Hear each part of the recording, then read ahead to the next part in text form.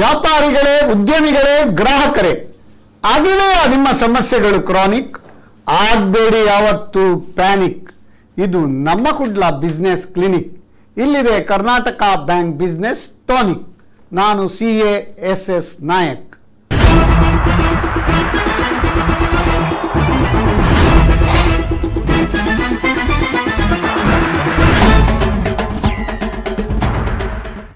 ನಿಮಗೆ ಸ್ವಾಗತ. ಇಂದಿನ ವಿಷಯ ಕರ್ನಾಟಕ ಸ್ಟೇಟ್ ಬಜೆಟ್ 2021. ನಿಮಗೆಲ್ಲರಿಗೂ ತಿಳಿದಿರುವಂತೆ ಮಾರ್ಚ್ 8ನೇ ತಾರೀಕು ಇಂಟರ್ನ್ಯಾಷನಲ್ ವಿಮೆನ್ಸ್ ಡೇ. ಆ ದಿನ ನಮ್ಮ ಘನವೆತ್ತ ಕರ್ನಾಟಕ ರಾಜ್ಯ ಸರ್ಕಾರದ ಮುಖ್ಯಮಂತ್ರಿಗಳಾದ ರಾಜಾ ಹುಲಿ ಎಂದೇ ಒಂದು ಪ್ರಖ್ಯಾತಿಯನ್ನು ಗಳಿಸಿದ ನಮ್ಮ ಮಾನ್ಯ BS ಯಡಿಯೂರಪ್ಪರವರು ಸತತ 2 ಗಂಟೆಗಳ ಕಾಲ ಈ ಕರ್ನಾಟಕ ಸ್ಟೇಟ್ ಬಜೆಟ್ ಅನ್ನು ಮಂಡನೆ ಮಾಡಿದ್ದಾರೆ ಅಂತ ಹೇಳಲಿಕ್ಕೆ ಹೆಮ್ಮೆ ಆಗ್ತದೆ. ಈ ಬಜೆಟ್ನಲ್ಲಿ ಯಾವುದೆಲ್ಲ ಅಂಶಗಳು ಉಂಟು, ಯಾರಿಗೆಲ್ಲ ಅದರಲ್ಲಿ ಪ್ರಯೋಜನ ಉಂಟು, ಯಾವುದೇ ಒಂದು ಕೋವಿಡ್ ನಂತರದ ಈ ಒಂದು ಬಜೆಟ್ನಲ್ಲಿ ಯಾವುದೇ ಒಂದು ಹೊಸ ತೆರಿಗೆಯನ್ನು ಹೇರದೆ ಯಾವ ರೀತಿಯಲ್ಲಿ ನಮ್ಮ ಆಯವ್ಯಯವನ್ನು ಮ್ಯಾನೇಜ್ ಮಾಡಿದ್ದಾರೆ, ಇದೆಲ್ಲರ ವಿಷಯ ಕೂಲಂಕುಷವಾಗಿ ನಮ್ಮೊಂದಿಗೆ 3 ತಜ್ಞರಿದ್ದಾರೆ. ಇವತ್ತು ಅವರೊಂದಿಗೆ ನಾವು ಚರ್ಚೆ ಮಾಡೋಣ. ಪ್ರಪ್ರಥಮವಾಗಿ ನಮ್ಮೊಂದಿಗಿದ್ದಾರೆ ಪ್ರದೀಪ್ ಜಿ ಪೈ. ನಮ್ಮ ಒಂದು ಕರಾವಳಿ ಕರ್ನಾಟಕದ ಹೆಮ್ಮೆಯ ಪುತ್ರ ಅಂತ ಹೇಳಲಿಕ್ಕೆ ಬಹಳ ಒಂದು ಸಂತೋಷ ಆಗ್ತದೆ. He is a man with a vision, man with a mission and man with an action ಅಂತ ಹೇಳಲಿಕ್ಕೆ ಕೂಡ ಬಹಳ ಒಂದು ಸಂತೋಷ ಆಗ್ತದೆ. ಇವರು ಹಾನರರಿ ಸೆಕ್ರೆಟರಿ ಆಫ್ ವಿಶ್ವ ಕೊಂಕಣಿ ಕೇಂದ್ರ ಸ್ಕಾಲರ್ಶಿಪ್ ಫಂಡ್ ಹಾಗೂ ವಿಶ್ವ ಕೊಂಕಣಿ ಕೇಂದ್ರ ಇದರ ಟ್ರಸ್ಟಿ ಆಗಿ ಕೂಡ ಸಾವಿರಾರು ಜನರಿಗೆ, ವಿದ್ಯಾರ್ಥಿಗಳಿಗೆ ಈ ಫ್ರೀ ಸ್ಕಾಲರ್ಶಿಪ್ ಕೊಟ್ಟ ಒಂದು ಖ್ಯಾತಿಯನ್ನು ಗಳಿಸಿದ್ದಾರೆ ಅಂತ ಹೇಳಲಿಕ್ಕೆ ಬಹಳ ಒಂದು ಹೆಮ್ಮೆ ಆಗ್ತದೆ. ಇವರು ಈಗ government of Karnataka FMCG cluster vision group ಇದರ ಕೂಡ ಒಂದು ಸದಸ್ಯರಾಗಿ ಆಯ್ಕೆ ಆಗಿದ್ದಾರೆ ಎಂದು ಹೇಳಲಿಕ್ಕೆ ನಮಗೆ ಒಂದು ಬಹಳ ಒಂದು ಹೆಮ್ಮೆ ಆಗ್ತದೆ. ಈ ವೈಟ್ ರೆವಲ್ಯೂಷನ್ ಅನ್ನು ತಂದ ಖ್ಯಾತಿ ನಮ್ಮ ಕುರಿಯನ್ ವರ್ಗೀಸ್ನವರಿಗೆ ಸಲ್ತದೆ. ಆದರೆ ನಮ್ಮ ಈ ಕರ್ನಾಟಕದಲ್ಲಿ ಗ್ರಾಮೀಣ ಜನರ ಭಾಗ್ಯೋದಯ ಅಂತ ಹೇಳ್ಬೋದು. ಈ white revolution in private sector ತಂದ ಖ್ಯಾತಿ ಇದ್ರೆ ಅದು ಶ್ರೀಕೃಷ್ಣ ಮಿಲ್ಕ್ಸ್ ಪ್ರೈವೇಟ್ ಲಿಮಿಟೆಡ್ ಅಂತ ಹೇಳಲಿಕ್ಕೆ ಬಹಳ ಒಂದು ಸಂತೋಷ ಆಗ್ತದೆ. ಅದರಿಂದಾಗಿ ನಮ್ಮ ಈ ಒಂದು ಎಲ್ಲ ಹೈನುಗಾರಿಕೆಯ ರೈತರಿಗೆ ಅನೇಕ ಒಂದು ಪ್ರಯೋಜನಗಳನ್ನು ಕೊಟ್ಟ ಒಂದು ಖ್ಯಾತಿ ಅಥವಾ ಒಂದು ಕೀರ್ತಿ ಸಲ್ತದೆ ನಮ್ಮ ಪ್ರದೀಪ್ ಜಿ ಪೈ ಅವರಿಗೆ. ಇದೇ ರೀತಿ ಪ್ರದೀಪ್ ಜಿ ಪೈ ಅವರು ಮೂಲತಃ ಭಟ್ಕಳದವರಾದರೂ ಕೂಡ ಕಳೆದ 20 ವರ್ಷಗಳಿಂದ ಮಂಗಳೂರಿನಲ್ಲಿ ನೆಲೆಸಿ ಅವರು ಮ್ಯಾಂಗ್ಳೂರಿಯನ್ನೇ ಕೂಡ ಆಗಿದ್ದಾರೆ. Presently he is the managing director of Hangyo ice cream private limited. Hangyo ಬಗ್ಗೆ ಎಲ್ಲರಿಗೂ ತಿಳಿದಿದೆ. This is the very popular brand having presence in 8 States of our India ಅಂತ ಹೇಳಲಿಕ್ಕೆ ಬಹಳ ಒಂದು ಖುಷಿ ಆಗ್ತದೆ. ಇವರು ಯಾವುದೇ ಸಿಟಿಯಲ್ಲಿ ಅವರ ಕಾರ್ಖಾನೆಯನ್ನು ಮಾಡಲಿಲ್ಲ. 2 ಕಾರ್ಖಾನೆ ಉಂಟು ಈ ಐಸ್ ಕ್ರೀಮ್ ಮ್ಯಾನುಫ್ಯಾಕ್ಚರಿಂಗ್ ಯೂನಿಟ್. ಒಂದು ಉತ್ತರ ಕರ್ನಾಟಕದ ಕಿರುವತ್ತಿಯಲ್ಲಿ, ಇನ್ನೊಂದು ದಕ್ಷಿಣ ಕನ್ನಡ ಉಡುಪಿ ಜಿಲ್ಲೆಯ ಹೇರೂರಿನಲ್ಲಿ 2 ಐಸ್ ಕ್ರೀಮ್ ಯೂನಿಟ್ ಅನ್ನು ಹಳ್ಳಿಯಲ್ಲೇ ಮಾಡಿದ್ದಾರೆ ಅಂತ ಹೇಳಲಿಕ್ಕೆ ಬಹಳ ಒಂದು ಸಂತೋಷ ಆಗ್ತದೆ. ಅದೇ ರೀತಿ ಇವರು ಅನೇಕ ಪ್ರಶಸ್ತಿಗಳಿಗೆ ಭಾಜನರಾಗಿದ್ದಾರೆ ಅಂತ ಹೇಳಲಿಕ್ಕೆ ನಮಗೆ ಹೆಮ್ಮೆ ಆಗ್ತದೆ. ಅದರ ಒಂದು ಕೆಲವು ಪರಿಚಯವನ್ನು ಮಾತ್ರ ನಾವು ಕೊಡ್ತೇವೆ. ಒಂದು Udyog Bharati award in 2003 for excellence in leadership, innovation and commitment to values in enterprise. 2015 ಇಸ್ವಿಯಲ್ಲಿ ಈ ಒಂದು excellence award 2015 in growth and customer acquisition in food and agro sector organised by KSMBOA. 2016ರಲ್ಲಿ ಹಂಗ್ಯೋ ಬ್ರ್ಯಾಂಡ್ ಈ recognised as India's fastest 50 growing brands by WCRC Mumbai. ಅದೇ ರೀತಿ ಇವರು 2016ರಲ್ಲಿ Spandana business award fastest growing business enterprise ಅಂತ ಒಂದು ಪ್ರಶಸ್ತಿಗೆ ಭಾಜನರಾಗಿದ್ದಾರೆ. 2017ರಲ್ಲಿ ಇನ್ನೊಂದು record, Hangyo ice cream has bagged 6 national awards for its variety of ice creams and innovation at the Great Indian Ice Cream Contest 2017 at Gurgaon ಅಂತ ಹೇಳಲಿಕ್ಕೆ ಬಹಳ ಸಂತೋಷ ಆಗ್ತದೆ. ಅದೇ ರೀತಿ ನಮ್ಮ ವೀಗನಿಸಮ್ ಬಗ್ಗೆ ಕೂಡ ನಾವು ಒಂದು ಇಲ್ಲಿ ಕಾರ್ಯಕ್ರಮ ಮಾಡುವಾಗ ವೀಗನ್ ಐಸ್ ಕ್ರೀಮ್ ಕೂಡ ತಯಾರು ಮಾಡಿದ ಒಂದು ಕೀರ್ತಿ ಸಲ್ತದೆ ನಮ್ಮ ಹಂಗ್ಯೋ ಐಸ್ ಕ್ರೀಮ್ನವರಿಗೆ. ಅದೇ ರೀತಿ ಪ್ರದೀಪ್ ಜಿ ಪೈ ಅವರಿಗೆ ನಾವು ಈ ಅನೇಕ ಸಂಘ ಸಂಸ್ಥೆಗಳಿರ್ಬೋದು ಮತ್ತು ಅನೇಕ ಒಂದು ಇಂಡಸ್ಟ್ರಿಯಲ್ ಇದರ ಬಗ್ಗೆ ಕೂಡ ಇರ್ಬೋದು. ಹಿ is A state convener industry cell government of Karnataka ಅಂತ ಹೇಳಲಿಕ್ಕೆ ಕೂಡ ಬಹಳ ಒಂದು ಸಂತೋಷ ಆಗ್ತದೆ. ಈ ಎಲ್ಲ ಒಂದು ಅವಾರ್ಡ್ಸ್ ಎಕೋಲೇಟ್ ಎಲ್ಲ ಪಡೆದ ನಮ್ಮ ಒಂದು ಹೆಮ್ಮೆಯ ಪುತ್ರ ಮಂಗಳೂರಿನವರು ಆಗಿದ್ದಾರೆ ಅಂತ ಹೇಳಲಿಕ್ಕೆ ಬಹಳ ಸಂತೋಷ ಆಗ್ತದೆ. ಪ್ರದೀಪ್ ಜಿ ಪೈ ಸರ್, ನಿಮಗೆ ಈ ಕಾರ್ಯಕ್ರಮಕ್ಕೆ ಸ್ವಾಗತ. ನಮ್ಮೊಂದಿಗೆ ಇನ್ನೋರ್ವರಿದ್ದಾರೆ, doctor G V Joshi. Doctor G V Joshi ಅವರ ಬಗ್ಗೆ ಹೆಚ್ಚಿನವರಿಗೆ ಪರಿಚಯ ಇದೆ, ಯಾಕಂದರೆ ಇವರು ಎಲ್ಲ ಪತ್ರಿಕೆಯಲ್ಲಿ ಕರೆಂಟ್ ಅಫೇರ್ಸ್ ಬಗ್ಗೆ, ಇಕೊನಾಮಿಕ್ಸ್ ಬಗ್ಗೆ ಇರ್ಬೋದು, ಬಜೆಟ್ ಬಗ್ಗೆ ಇರ್ಬೋದು, ಅನೇಕ ಆಗುಹೋಗುಗಳ ಬಗ್ಗೆ ಅನೇಕ ಅಂಕಣಗಳನ್ನು ಬರೆದ ಒಂದು ಕೀರ್ತಿ ಇವರಿಗೆ ಸಲ್ತದೆ. ನ ಕಸ್ತೂರಿ ಕಾಮೋದಹ ಶಪಥೇನ ವಿಭಾವ್ಯತೆ ಅಂತೇಳಿ, ಅಂದರೆ ಕಸ್ತೂರಿಯ ಪರಿಮಳ ಯಾವ ರೀತಿ ತನ್ನಷ್ಟಕ್ಕೆ ಪಸರಿಸುತ್ತದೆಯೋ ಅದೇ ರೀತಿ ಡಾಕ್ಟರ್ ಜಿ ವಿ ಜೋಶಿ ಅವರ ಬಗ್ಗೆ ಎಲ್ಲರಿಗೂ ಚಿರಪರಿಚಿತರು ಅಂತ ಹೇಳಲಿಕ್ಕೆ ಬಹಳ ಒಂದು ಸಂತೋಷ ಆಗ್ತದೆ. ಅವರು ಮ್ಯಾಂಗ್ಳೂರು ಯೂನಿವರ್ಸಿಟಿಯಲ್ಲಿ 26 ವರ್ಷ, Nitte KS Hegde institute of management ಅದರಲ್ಲಿ 8 ವರ್ಷ ಹಾಗೂ ಆಳ್ವಾಸ್ ಇನ್ಸ್ಟಿಟ್ಯೂಟ್ ಆಫ್ ಮ್ಯಾನೇಜ್ಮೆಂಟ್ ಅದರಲ್ಲಿ 3 ವರ್ಷ, ಸತತ 37 ವರ್ಷಗಳ ಕಾಲ professor in economics and department of business administration ಅದರಲ್ಲಿ ಪ್ರಾಧ್ಯಾಪಕರಾಗಿ ಸೇವೆ ಸಲ್ಲಿಸಿದ್ದಾರೆ. ಬೋಧನೆ ಮತ್ತು ಸಂಶೋಧನೆ ಎರಡೂ ಸ್ತರದಲ್ಲಿ ಅವರ ಸೇವೆ ಸಲ್ಲಿಸಿದ್ದಾರೆ. ಅದೇ ರೀತಿ ಈಸ್ ಎ ರೆಗ್ಯುಲರ್ ಕಾಲಮ್ನಿಸ್ಟ್, ನಾನು ಹೇಳಿದ್ದೇನೆ, in Kannada in almost all the newspapers ಅಂತ ಹೇಳಲಿಕ್ಕೆ ಬಹಳ ಸಂತೋಷ ಆಗ್ತದೆ. ಮತ್ತು ಇವರ ಇವರು ಇನ್ನೊಂದು ಬಹಳ ಒಂದು ಇವರ ವಿಷಯ ಏನಂತ ಹೇಳಿದರೆ, ಹಿ ಹ್ಯಾಸ್ ಡನ್ PhD ಇನ್ ಭೂ ಸುಧಾರಣೆಯ ವಿಷಯದಲ್ಲಿ PhD ಅನ್ನು ಪಡೆದ, ಕರ್ನಾಟಕ ಯೂನಿವರ್ಸಿಟಿಯಿಂದ PhD ಅನ್ನು ಪಡೆದ ಪ್ರಥಮ ಏನು ಹೇಳ್ತಾರೆ ನಮ್ಮ ಒಬ್ಬರು ಪ್ರಾಧ್ಯಾಪಕರು ಅಂತ ಹೇಳಲಿಕ್ಕೆ ಬಹಳ ಒಂದು ಸಂತೋಷ ಆಗ್ತದೆ. ಅದೇ ರೀತಿ ಇವರ ಒಂದು ಗೈಡೆನ್ಸಲ್ಲಿ 11 ಜನರು ಕೂಡ PhD ಪದವಿಯನ್ನು ಪಡೆದಿದ್ದಾರೆ ಅಂತ ಹೇಳಲಿಕ್ಕೆ ಬಹಳ ಒಂದು ಸಂತೋಷ ಆಗ್ತದೆ. ಬಜೆಟ್ ವಿಷಯದಲ್ಲಿರ್ಬೋದು, ಅನೇಕ ವಿಷಯಗಳಲ್ಲಿ ಇವರು ಒಂದು ಪರಿಣಿತಿಯಲ್ಲಿ ಹೊಂದಿದ್ದಾರೆ. ಇವರು ನೀವು ನೋಡಿರ್ಬೋದು, ಯೂನಿಯನ್ ಬಜೆಟಲ್ಲಿ ಬಂದ ಕೂಡಲೇ ಅನೇಕ ಪೇಪರ್ನಲ್ಲಿರ್ಬೋದು, ಟಿ ವಿಯಲ್ಲಿರ್ಬೋದು, ಆನ್ಲೈನಲ್ಲಿ ಎಲ್ಲ ಕಡೆಯಲ್ಲಿ ಇವರ ಒಂದು ಅಪಾರ ಅನುಭವವನ್ನು ನಮ್ಮ ಜನರಿಗೆ ಹಂಚಿಕೊಂಡಿದ್ದಾರೆ. ಡಾಕ್ಟರ್ ಜಿ ವಿ ಜೋಶಿ, ನಿಮಗೆ ಈ ಕಾರ್ಯಕ್ರಮಕ್ಕೆ ಸ್ವಾಗತ. ಅದೇ ರೀತಿ ನಿಮ್ಮೆಲ್ಲರ ಚಿರಪರಿಚಿತರು ನಮ್ಮ ರಾಜೇಶ್ ರಾವ್ ಬಗ್ಗೆ ಹೇಳುವುದಾದ್ರೆ, ಹಿ ಈಸ್ ಎ ಎಕ್ಸ್ ಬ್ಯಾಂಕರ್, ಅಂದರೆ ಉತ್ತಮ ಒಂದು ನ್ಯಾಷನಲೈಸ್ ಬ್ಯಾಂಕ್ ಕೆನರಾ ಬ್ಯಾಂಕಿನ ಒಂದು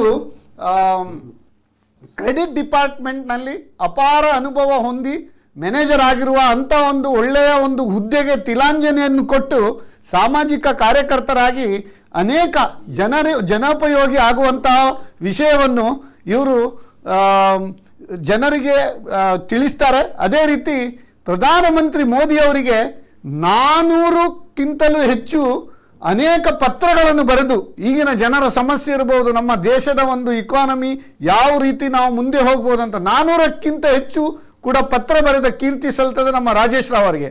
ಇದಲ್ಲದೆ ಇವರು ನಮ್ಮ ಬಿಸ್ನೆಸ್ ಟಾನಿಕ್ ಕಾರ್ಯಕ್ರಮದ ಅನೇಕ ವಿಷಯಗಳಲ್ಲಿ ತಜ್ಞರಾಗಿ ಕೂಡ ಭಾಗವಹಿಸಿದ ಕೀರ್ತಿ ಇವರಿಗೆ ಸಲ್ತದೆ. ರಾಜೇಶ್ ರಾವ್, ನಿಮಗೆ ಕೂಡ ಈ ಕಾರ್ಯಕ್ರಮಕ್ಕೆ ಸ್ವಾಗತ. ಈಗ ಪ್ರಪ್ರಥಮವಾಗಿ ನಾವು ಈ ಬಜೆಟ್ ಬಗ್ಗೆ ಏನು ಹೇಳ್ಬೋದು ಅಂತ ಹೇಳಿದರೆ, ನೋಡಿ, 8 ಮಾರ್ಚ್ 2021 ಇಂಟರ್ನ್ಯಾಷನಲ್ ವಿಮೆನ್ಸ್ ಡೇ ದಿನ ನಮ್ಮ ಕರ್ನಾಟಕ ಸ್ಟೇಟ್ ಬಜೆಟನ್ನು ಮಂಡನೆ ಮಾಡಿದ್ದಾರೆ. ಬಜೆಟ್ ಗಾತ್ರ 2,46,207 ಕೋಟಿ. ಕಳೆದ ವರ್ಷ ಅದು 2,37,893 ಕೋಟಿ. ಬಹಳ ಒಂದು ವಿಶೇಷ ಏನಂತ ಹೇಳಿದರೆ, ಈ ಬಜೆಟಿನ ವೈಶಿಷ್ಟ್ಯತೆ ಏನಂತ ಹೇಳಿದರೆ, in spite of this pandemic situation, even resources constant ಇದ್ರೂ ಕೂಡ ಈ ಬಜೆಟ್ ಗಾತ್ರ ಕಳೆದ ಬಜೆಟ್ ಗಾತ್ರಕ್ಕಿಂತ 9,000+ ಕೋಟಿಯನ್ನು ಕೂಡ ಹೆಚ್ಚು ಮಾಡಿದ್ದಾರೆ ಅಂತ ಹೇಳಲಿಕ್ಕೆ ನಮಗೆ ಒಂದು ಹೆಮ್ಮೆ ಆಗ್ತದೆ. ಆದರೆ ಇದು ನಮ್ಮ ಕರ್ನಾಟಕ ಸರ್ಕಾರದ ಒಂದು ಪ್ರಪ್ರಥಮ ರೆವಿನ್ಯೂ ಡೆಫಿಸಿಟ್ ಬಜೆಟ್ ಅಂತ ಹೇಳಬೇಕಾಗ್ತದೆ. ಇದರ ವೈಶಿಷ್ಟ್ಯತೆ ಅಂದರೆ, ಯಾವುದೇ ಒಂದು ಹೊಸ ತೆರಿಗೆಯನ್ನು ಹೇರಲಿಲ್ಲ, ಯಾರಿಗೂ ಜಾಸ್ತಿ ಗುದ್ದು ಹಾಕಲಿಲ್ಲ. So no new taxes. ಕೇಂದ್ರ ಸರ್ಕಾರದ ಬಜೆಟಿಗೆ ಫೆಬ್ರವರಿ 1ರಂದು ನಮ್ಮ ವಿತ್ತ ಸಚಿವೆ ನಿರ್ಮಲಾ ಸೀತಾರಾಮನ್ ಅವರು ಮಂಡಿಸಿದ ಫೆಬ್ರವರಿ 1ರ ಬಜೆಟಿಗೆ ಇದು ಪೂರಕವಾದ ಬಜೆಟ್ ಅಂತ ಹೇಳಲಿಕ್ಕೆ ಬಹಳ ಸಂತೋಷ ಆಗ್ತದೆ. ಈ ಬಜೆಟನ್ನು 5 ವಲಯಗಳಾಗಿ ವಿಂಗಡಿಸಿದ್ದಾರೆ. ಕೃಷಿ ಮತ್ತು ಪೂರಕ ಚಟುವಟಿಕೆ, ಆರ್ಥಿಕ ಅಭಿವೃದ್ಧಿ, ಸರ್ವೋದಯ ಮತ್ತು ಕ್ಷೇಮಾಭಿವೃದ್ಧಿ, ಬೆಂಗಳೂರು ಸಮಗ್ರ ಅಭಿವೃದ್ಧಿ, ಸಂಸ್ಕೃತಿ, ಪರಂಪರೆ, ನೈಸರ್ಗಿಕ ಸಂಪನ್ಮೂಲ, ಈ 5 ಆಯಾಮಗಳಲ್ಲಿ ಈ ಬಜೆಟ್ ಅನ್ನು ಮಂಡಿಸಿದ್ದಾರೆ. ಅದೇ ರೀತಿ ಈ ಬಜೆಟ್ ಈಗ ನಮ್ಮ ಕರ್ನಾಟಕ ಸರ್ಕಾರದ ಒಂದು ವಿಷಯ ಅಂತ ಹೇಳಿದರೆ, ಈ ಬಜೆಟ್ನಲ್ಲಿ they have touched all the aspects and all the points, ಅಂದರೆ ಸರ್ವರಿಗೂ ಸಮಪಾಲು, ಸರ್ವರಿಗೂ ಸಮಬಾಳು ಅನ್ನೋ ಒಂದು ಧ್ಯೇಯದಿಂದ ಇದನ್ನು ಮಂಡಿಸಿದ್ದಾರೆ. ಇದನ್ನು ನಾವು 12 ಆಯಾಮಗಳಲ್ಲಿ ಚರ್ಚೆ ಮಾಡ್ಬೋದು. ಪ್ರವಾಸೋದ್ಯಮ ಇರ್ಬೋದು, ಮೂಲಸೌಕರ್ಯ ಇರ್ಬೋದು, ಕಾರ್ಮಿಕ ಅಭಿವೃದ್ಧಿ ಅಥವಾ ಉದ್ಯೋಗ ಸೃಷ್ಟಿ ಇರ್ಬೋದು, ಶಿಕ್ಷಣದ ಬಗ್ಗೆ ಇರ್ಬೋದು, ಮಹಿಳಾ ಸಬಲೀಕರಣ ಇರ್ಬೋದು, ಆರೋಗ್ಯ ಇರ್ಬೋದು, ಕೈಗಾರಿಕಾ ಅಭಿವೃದ್ಧಿ ಇರ್ಬೋದು, ಕರಾವಳಿ ಕರ್ನಾಟಕದ ಅಭಿವೃದ್ಧಿ ಇರ್ಬೋದು, ಕೃಷಿ ಮತ್ತು ಗ್ರಾಮೀಣ ಅಭಿವೃದ್ಧಿ ಇರ್ಬೋದು, ಬೆಂಗಳೂರು ಅಭಿವೃದ್ಧಿ ಇರ್ಬೋದು, ರಿಯಲ್ ಎಸ್ಟೇಟ್ ಸೆಕ್ಟರ್ ಬಗ್ಗೆ ಇರ್ಬೋದು, ಹಾಗೂ ಇತರ ಯೋಜನೆಗಳನ್ನು ಪ್ರಕಟಿಸಿದ ಒಂದು ಉತ್ಕೃಷ್ಟ ಬಜೆಟ್ ಅಂತ ಹೇಳಲಿಕ್ಕೆ ಬಹಳ ಒಂದು ಸಂತೋಷ ಆಗ್ತದೆ. ಆದರೂ ಕೆಲವು ವಿಷಯದಲ್ಲಿ ನಾವು ಕಮೆಂಟ್ಸ್ ಕೂಡ ಇರ್ತದೆ. ಯಾಕಂದರೆ ಒಂದು ಕೆಲಸ ಮಾಡುವಾಗ ಎಲ್ಲರನ್ನು ಮೆಚ್ಚಿಸುವುದು ಹುಚ್ಚುತನ ಅಂತೇಳಿ ಎಲ್ಲರನ್ನು ಒಂದು ತೃಪ್ತಿಪಡಿಸಲಿಕ್ಕೆ ಸಾಧ್ಯ ಇಲ್ಲ. ಆದರೆ ಹೆಚ್ಚಿನ ಜನರನ್ನು ತೃಪ್ತಿಪಡಿಸುವ ಒಂದು ಸಾಹಸವನ್ನು ನಮ್ಮ ಮುಖ್ಯಮಂತ್ರಿಗಳು ಮಾಡಿದ್ದಾರೆ ಅಂತೇಳಿ ಹೇಳಲಿಕ್ಕೆ ಸಂತೋಷ ಆಗ್ತದೆ. ಈ ಒಂದು ಸಂಕ್ಷಿಪ್ತ ಒಂದು ವಿವರಣೆಯಿಂದ ನಮ್ಮ ಈ ಬಜೆಟ್ ಡಿಸ್ಕಷನ್ ಇವತ್ತು ಪ್ರಾರಂಭ ಮಾಡುವ. ನಮ್ಮ ಪ್ರದೀಪ್ ಜಿ ಪೈ ಅವರು, ನೀವೀಗ ಕರ್ನಾಟಕ ಇಂಡಸ್ಟ್ರಿಯಲ್ ಸೆಲ್ BJP ಅದರ ಒಂದು ವಕ್ತಾರರಾಗಿದ್ದೀರಿ. ನಿಮ್ಮ ಪ್ರಕಾರ ಈ ಬಜೆಟ್ನಲ್ಲಿ ಸಂಕ್ಷಿಪ್ತವಾಗಿ ಹೇಳಿ, ಯಾವ ರೀತಿಯಲ್ಲಿ ಈ ಬಜೆಟ್ ನಮ್ಮ ಗ್ರೋತ್ ಓರಿಯೆಂಟೆಡ್, ಮುಂದೆ ಹೇಗೆ ನಾವು ಸಾಗ್ಬೋದು, ಅದರ ಬಗ್ಗೆ ಒಂದು ಸಂಕ್ಷಿಪ್ತ ವಿವರಣೆ ಕೊಡ್ಬೋದಾ? ಮಾನ್ಯ ಮುಖ್ಯಮಂತ್ರಿಗಳು ಮುಖ್ಯವಾಗಿ ಕೈಗಾರಿಕೆಗೆ ಈ ಬಜೆಟ್ನಲ್ಲಿ ಟಾನಿಕ್ ಕೊಟ್ಟಿದ್ದಾರೆ ಅಂತ ಹೇಳಿದರೂ ತಪ್ಪಾಗಲಾರದು. ಕಾರಣ 3-4 ಇಂಪಾರ್ಟೆಂಟ್ ಆಸ್ಪೆಕ್ಟಲ್ಲಿ ಅವರು ಬಹಳ ರಾಜ್ಯದ ಹಿಂದಿನ ಪ್ರದೇಶಗಳಾದ ಯಾದಗಿರಿಯಲ್ಲಿ ಒಂದು ಬಲ್ಕ್ ಡ್ರಗ್ ಪಾರ್ಕನ್ನು ಇಂಟರ್ನ್ಯಾಷನಲ್ ಸ್ಟ್ಯಾಂಡರ್ಡಲ್ಲಿ ಮಾಡುವ ಒಂದು ಕ್ರಿಯಾ ಯೋಜನೆ ತೆಗೆದುಕೊಂಡಿದ್ದಾರೆ. ಹಾಗೆ ಮಂಗಳೂರಿನಲ್ಲಿ ಗೌರ್ಮೆಂಟ್ ಆಫ್ ಇಂಡಿಯಾದ ಪೆಟ್ರೋಕೆಮಿಕಲ್ಸ್ ಮತ್ತು ಪ್ಲಾಸ್ಟಿಕ್ ಪಾರ್ಕನ್ನು ಗಂಜಿ ಮಠದಲ್ಲಿ 100 ಕೋಟಿ ರೂಪಾಯಿದಲ್ಲಿ ತಗೊಳ್ಳಿಕ್ಕೆ ಆಲೋಚನೆ ಮಾಡಿದ್ದಾರೆ. ದೇವನಹಳ್ಳಿ ಇಂಟರ್ನ್ಯಾಷನಲ್ ಏರ್ಪೋರ್ಟ್ ಬಾಜುವಲ್ಲಿ ಬೆಂಗಳೂರು ಸಿಗ್ನೇಚರ್ ಬಿಸ್ನೆಸ್ ಪಾರ್ಕ್ ಅಂತ ಒಂದು ಹೊಸ ಯೋಜನೆಯನ್ನು ತಗೊಂಡು ಕೈಗಾರಿಕೆ ಮತ್ತು ಟ್ರೇಡ್ ಆ್ಯಂಡ್ ಕಾಮರ್ಸಿಗೆ ಡೆವಲಪ್ಮೆಂಟಿಗೆ ಆಲೋಚನೆ ಮಾಡಿದ್ದಾರೆ. ಬೆಳಗಾವಿಯಲ್ಲಿ ಕೊಲ್ಹಾಪುರಿ ಚಪ್ಪಲ್ನ ಬಹಳ ಫೇಮಸ್, ಅದು ಪಾದುಕೆ ಅಂತ ಹೇಳ್ತೇವೆ ನಾವು, ಕೊಲ್ಹಾಪುರಿ ಪಾದುಕೆಯ ಒಂದು ಪಾರ್ಕನ್ನು ತಗೊಳ್ಳಿಕ್ಕೆ ಆಲೋಚನೆ ಮಾಡಿದ್ದಾರೆ. ಹಾಗೆ ಟೆಕ್ಸ್ಟೈಲ್ ಪಾರ್ಕನ್ನು ಬಾಗಲಕೋಟೆಯಲ್ಲಿ ಮಾಡಲಿಕ್ಕೆ ಆಲೋಚನೆ ಮಾಡ್ತಾ ಇದ್ದಾರೆ. ವಿಜಾಪುರದಲ್ಲಿ ಫುಡ್ ಪಾರ್ಕನ್ನು ಮಾಡಲಿಕ್ಕೆ ಆಲೋಚನೆ ಮಾಡಿದ್ದಾರೆ. ಇದು ಬಿಟ್ಟು chief ministers mega integrated industrial township ಅನ್ನ ಬೆಂಗಳೂರು ಮುಂಬೈ ಕಾರಿಡಾರಲ್ಲಿ, ಬೆಂಗಳೂರು ಚೆನ್ನೈ ಕಾರಿಡಾರಲ್ಲಿ ವಿತ್ ಪ್ರೈವೇಟ್ ಪಾರ್ಟ್ನರ್ಶಿಪ್ 500 ಎಕರೆ ಜಾಗ ಇದರಲ್ಲಿ ಪ್ರೈವೇಟ್ ಪಾರ್ಟ್ನರ್ಶಿಪ್ ಅಲ್ಲಿ ಒಂದು ನೆಕ್ಸ್ಟ್ 3 ವರ್ಷದಲ್ಲಿ ಸಾಧಾರಣ 10,000 ಕೋಟಿ ರೂಪಾಯಿಗಳ ಒಂದು ಬಂಡವಾಳವನ್ನು ಆಕರ್ಷಿಸುವಂತ ಮೆಗಾ ಟೌನ್ಶಿಪ್ ಅನ್ನು ಸಹ ಆಲೋಚನೆ ಮಾಡಿದ್ದಾರೆ. I feel it's a great vision. Apart from that, Peenya again ಅವರು ಪೀಣ್ಯದಲ್ಲಿ ಒಂದು ಇಂಡಸ್ಟ್ರಿಯಲ್ ಟೌನ್ಶಿಪ್ 100 ಕೋಟಿ ರೂಪಾಯಿಯಲ್ಲಿ ಮಾಡ್ತಾ ಇದ್ದಾರೆ. ಬೀದರ್ ಮತ್ತು ನಿಪ್ಪಾಣಿಯಲ್ಲಿ ಸಹ ಇಂಡಸ್ಟ್ರಿಯಲ್ ಟೌನ್ಶಿಪ್ ಅನ್ನ ಥಿಂಕ್ ಮಾಡ್ತಾ ಇದ್ದಾರೆ. So direction in industries, trade and commerce honourable chief minister has given. Okay, ಈಗ ಡಾಕ್ಟರ್ ಜಿ ವಿ ಜೋಶಿ ಅವರೇ, ಈ ಒಂದು ಬಜೆಟಿನ ನೀಲಿ ನಕ್ಷೆ ಅದಂದರೆ ಅದರ ಬಗ್ಗೆ ನೀವು ಒಂದು ಸ್ವಲ್ಪ ಸಂಕ್ಷಿಪ್ತ ವಿವರಣೆ ಕೊಡ್ಬೋದಾ? ಸರಿ. ಅದರ ಮುಂಚೆ ಈಗ ಒಬ್ರು ಕಾಲರ್ ಇದ್ದಾರೆ. ಹಲೋ, ನಮಸ್ಕಾರ. ನೀವೊಂದು ನಮ್ಮದೊಂದು ಸಂಕ್ಷಿಪ್ತ ಒಂದು ವಿವರಣೆ ಆಗಲಿಲ್ಲ, ಒಂದು 5 ನಿಮಿಷ ಬಿಟ್ಟು ಮತ್ತೆ ಮಾಡ್ಬೋದಾ ದಯವಿಟ್ಟು? ಡಾಕ್ಟರ್ ಜಿ ವಿ ಜೋಶಿ ಅವರೇ, ಈ ಒಂದು ಬಜೆಟಿನ ನೀಲಿ ನಕ್ಷೆ ಅದರ ಬಗ್ಗೆ ಒಂದು ವಿವರಣೆ ಕೊಡ್ಬೋದಾ? ಸರಿ. ಒಂದು ಸ್ಟೇಟ್ ಸಂಕ್ಷಿಪ್ತವಾಗಿ ಕೊಡೋಣ. ಯಾಕಂದ್ರೆ ಈ ರಾಜ್ಯದ ಬಜೆಟ್ ನಮ್ಮ ಸಂವಿಧಾನದ ಚೌಕಟ್ಟಿನಲ್ಲಿ ಇರಬೇಕಾಗಿದೆ. ರಾಜ್ಯದ ಬಜೆಟ್ಟು, ಕೇಂದ್ರದ ಬಜೆಟ್ ಎರಡನ್ನೂ ನಾವು ಒಟ್ಟೊಟ್ಟಿಗೆ ನೋಡಬೇಕು. ಕೇಂದ್ರ ರಾಜ್ಯಗಳ ಸಂಬಂಧ ಇರುವುದೇ ಹಾಗೆ. ಈಗ ಸಾಕಷ್ಟು ರಾಜಕೀಯ ಮತ್ತು ಸಾಮಾಜಿಕ ರಂಗಗಳಲ್ಲಿ ಅನುಭವ ಪಡೆದಂಥ ಮುಖ್ಯಮಂತ್ರಿ ಯಡಿಯೂರಪ್ಪನವರು, ಅವರೇ ಹಣಕಾಸಿನ ಸಚಿವರು. ಈಗ ಇಲ್ಲಿ ಬರಬೇಕಾದ ಅಗತ್ಯ ಏನು ಅಂದರೆ ನೋಡಿ, ಪ್ರವಾಸೋದ್ಯಮ, ಕೆಲವಷ್ಟು ಸೌಕರ್ಯಗಳನ್ನು ನಿರ್ಮಿಸುವ ಆಶ್ವಾಸನೆ ಬಜೆಟ್ನಲ್ಲಿದೆ. ಮೂಲ ಸೌಕರ್ಯಕ್ಕಾಗಿ ಕೆಲವು ಯೋಜನೆಗಳನ್ನೆಲ್ಲ ಇಲ್ಲಿ ಹೇಳಿದ್ದಾರೆ, ನಮಗೆ ಕಾಣ್ತಾ ಇದೆ. ಬೆಳಗಾವಿಯಲ್ಲಿ ಅಲ್ಲ, ಅದನ್ನ ನಾವು ಡಿಸ್ಕಸ್ ಮಾಡೋಣ. ನೀಲಿ ನಕ್ಷೆ ಅಂದ್ರೆ ರೋಡ್ ಮ್ಯಾಪ್. ರೋಡ್ ಮ್ಯಾಪ್ ಹೇಗೆ ಅಂತ, ರೋಡ್ ಮ್ಯಾಪ್ ಹೇಗಿದೆ ಅಂದ್ರೆ ಇದನ್ನೆಲ್ಲ ನಾನು ಹೇಳಿ road leads to the destination ಅಂತ. ಹೌದು, ರೋಡ್ ಮ್ಯಾಪ್ ಅಂದ್ರೆ ಅದಲ್ಲ, ಈ ರೋಡ್ನ ಬದಿಯಲ್ಲಿ ಕಾಣುವ ಕಲ್ಲುಗಳನ್ನು ಗುರುತಿಸಿಕೊಂಡು ನೋಡಿ ಬಂದೆ ನಾನು. ಹೌದು.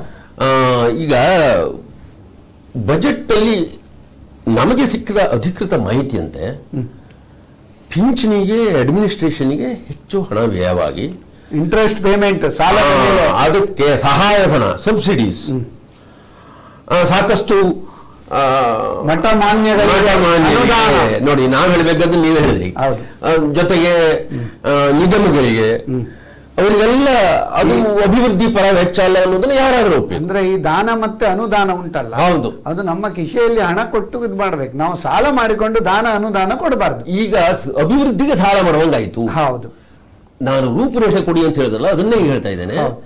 ನಮಗೆ ಸಿಕ್ಕಿದ ಅಧಿಕೃತ ಮಾಹಿತಿಯ ಪ್ರಕಾರ ಕೇವಲ 7% ಸಂಪನ್ಮೂಲಗಳನ್ನು ಮಾತ್ರ ಅಭಿವೃದ್ಧಿಗೆ ಬಳಸಲಿಕ್ಕೆ ಸಾಧ್ಯವಾಗಿದೆ. ಅದಕ್ಕಾಗಿ ಅವರು ಏನು ಮಾಡ್ತಾ ಇದ್ದಾರೆ ಅಂದ್ರೆ 72,000 ಕೋಟಿ ರೂಪಾಯಿಯಷ್ಟು, ಅದಕ್ಕೂ ಸ್ವಲ್ಪ ಜಾಸ್ತಿಯೇ ಹಣವನ್ನು ಸಾಲ ತೆಗೆಯುವ ಯೋಜನೆಯಲ್ಲಿ ಬಜೆಟ್. ಅದು ಬಹಳ ಅಧಿಕ ಮೊತ್ತ. ಈ ತನಕ ಅಷ್ಟೊಂದು ಸಾಲ ಆಗಿಲ್ಲ. ನೀವು ಹೇಳಿದ್ರಲ್ಲ ನೀಲನಕ್ಷೆ ಕೊಡಿ ಅಂತ, ಮತ್ತೊಂದು ನೀಲನಕ್ಷೆ ವಿಚಾರ ಹೇಳ್ತೇನೆ ನೋಡಿ. ಅವರು ಒಂದು ಪತ್ರಿಕೆಯಲ್ಲೂ ಬಂದಿದೆ, ಬಜೆಟ್ ಅಲ್ಲಿ ಹೇಳಿದ್ದಾರೆ, ಸಾಮಾಜಿಕ ನ್ಯಾಯ ಅಭಿವೃದ್ಧಿ ಧ್ಯೇಯ ಅಂತ. ಸಾಕಷ್ಟು ಅನುಭವ ಇರುವಂತಹ ಮುಖ್ಯಮಂತ್ರಿ ಅನ್ನೋದು ನಾನು ಮೊದಲೇ ಹೇಳಿದ್ನಲ್ಲ. ಆದರೂ ರಾಜಕೀಯ ವಿಚಾರಗಳು ಸ್ವಲ್ಪ ಬದಿಗಿಟ್ಟು ಬಜೆಟ್ ಅನ್ನುವಾಗ ಅಭಿವೃದ್ಧಿ ಬಗ್ಗೆ ಹೆಚ್ಚು ಗಮನ ಕೊಡಬೇಕಾದ್ದು ನಮ್ಮ ಕರ್ತವ್ಯ, ನಾವು ಮಾಡಬೇಕು. ಕರೆಕ್ಟ್. ಸಾಮಾಜಿಕ ನ್ಯಾಯ ಅಭಿವೃದ್ಧಿ ಧ್ಯೇಯ ಅಂತ ಒಂದು ಪತ್ರಿಕೆ ಬಂದಿದೆ.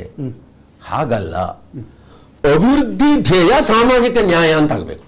ಯಾಕಂದ್ರೆ unless you produce a cake, you can't distribute it. ಒಂದು ಕೇಕ್ ಅನ್ನು ನಾವು ಉತ್ಪಾದನೆ ಮಾಡಿದ ನಂತರ ಅಲ್ವಾ ವಿತರಣೆ ಮಾಡೋದು.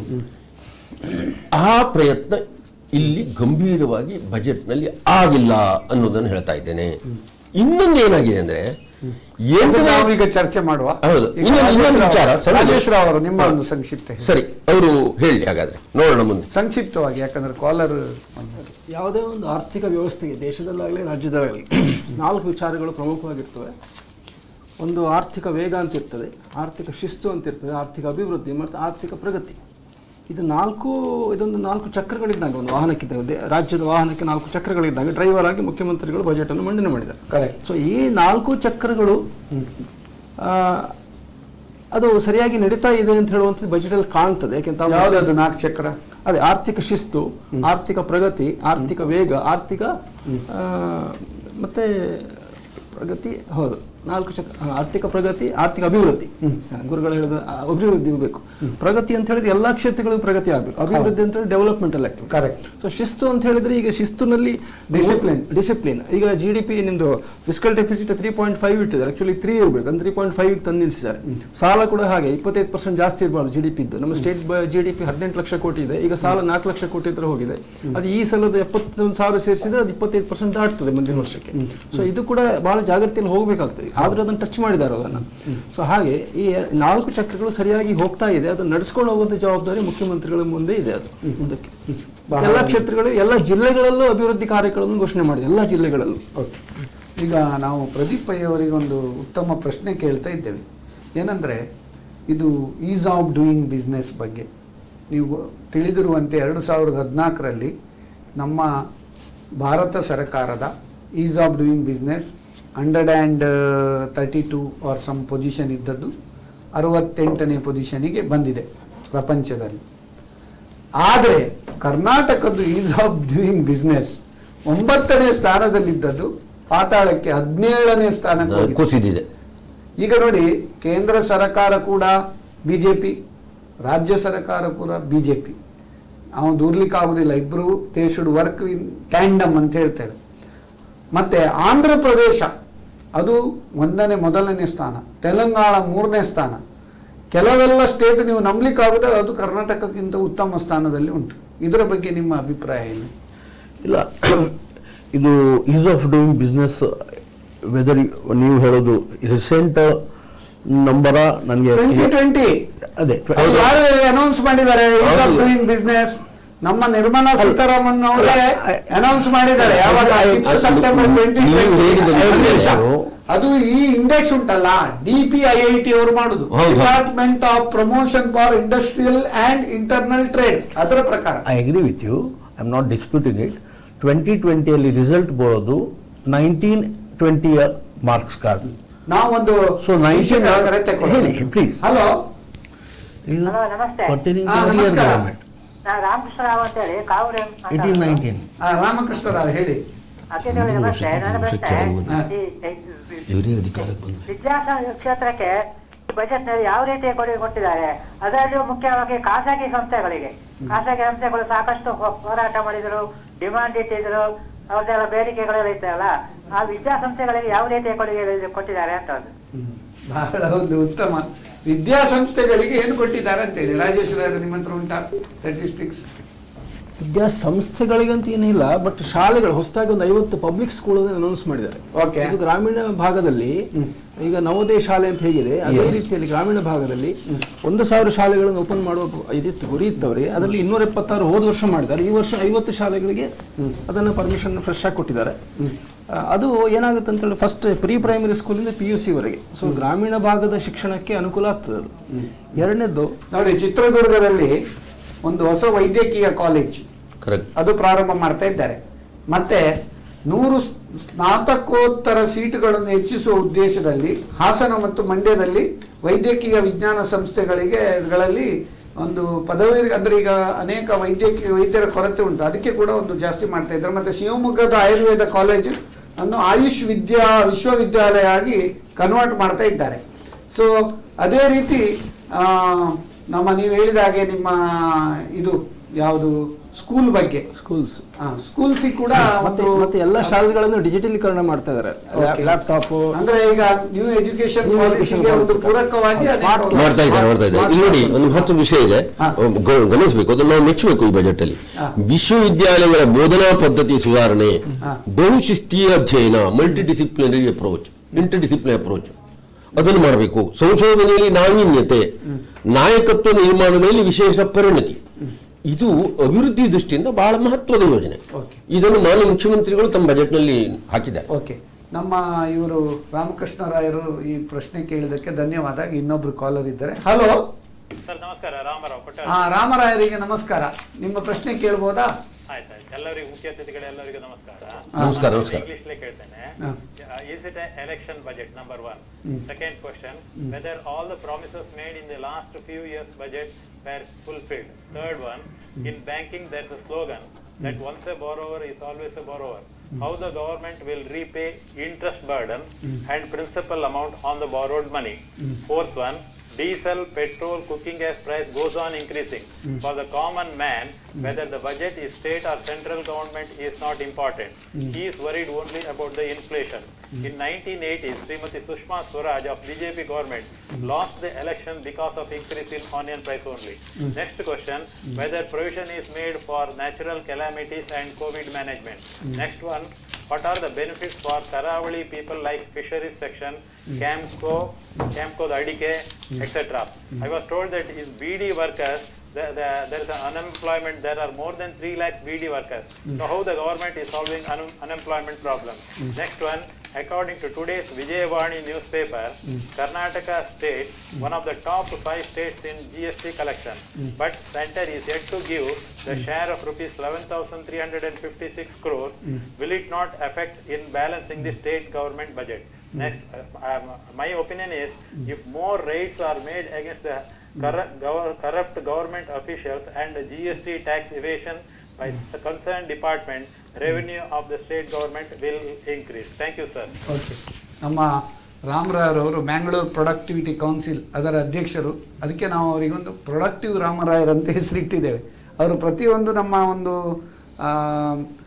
ಏನು ಹೇಳ್ತಾರೆ ಪ್ರೋಗ್ರಾಮಲ್ಲಿ ಉತ್ತಮ ಪ್ರಶ್ನೆಗಳನ್ನು ತಯಾರು ಮಾಡಿ ಕೇಳ್ತಾರೆ. ಈಗ ಅದರಲ್ಲಿ over a period of our programme ನಾವು 1 by 1 ಕವರ್ ಮಾಡುವ. ಈಗ ಪ್ರದೀಪ್ ಜಿ ಪೈ ಅವ್ರ ಹತ್ರ ನಾವು ಇದರ ಬಗ್ಗೆ ಈಸ್ ಆಫ್ ಡೂಯಿಂಗ್ ಬಿಸ್ನೆಸ್ ಬಗ್ಗೆ ಚರ್ಚೆ ಮಾಡ್ತಾ ಇತ್ತು. ಇವ್ರದ್ದೊಂದು ಪ್ರಶ್ನೆ ಕೂಡ ಒಂದು ಕರಪ್ಟ್ ಆಫೀಷಿಯಲ್ಸ್ ಅಂತ ಯಾರು ನಮ್ಮ ರಾಮರಾಯರು, ಅದಕ್ಕೆ ಒಂದು ಹೊಂದಾಣಿಕೆಯಾಗಿ ಒಂದು ಈ ಪ್ರಶ್ನೆಗೆ ನೀವು ಆನ್ಸರ್ ಹೇಳ್ಬೋದಾ sir? See, the corruption is not new. Corruption is part of the system for last so many years. Honorable Prime Minister Modi ji wants to eradicate the corruption all over the country. So definitely the focus of the BJP, of the government, is towards this. But overnight ಇದನ್ನು ಮಾಡಲಿಕ್ಕೆ ಆಗೋದಿಲ್ಲ. Is of doing business ಅಲ್ಲಿ 2020 ನಮ್ಮದು ಸ್ವಲ್ಪ ಕೆಳಗಡೆ slip ಆಗಿದೆ. I agree with you.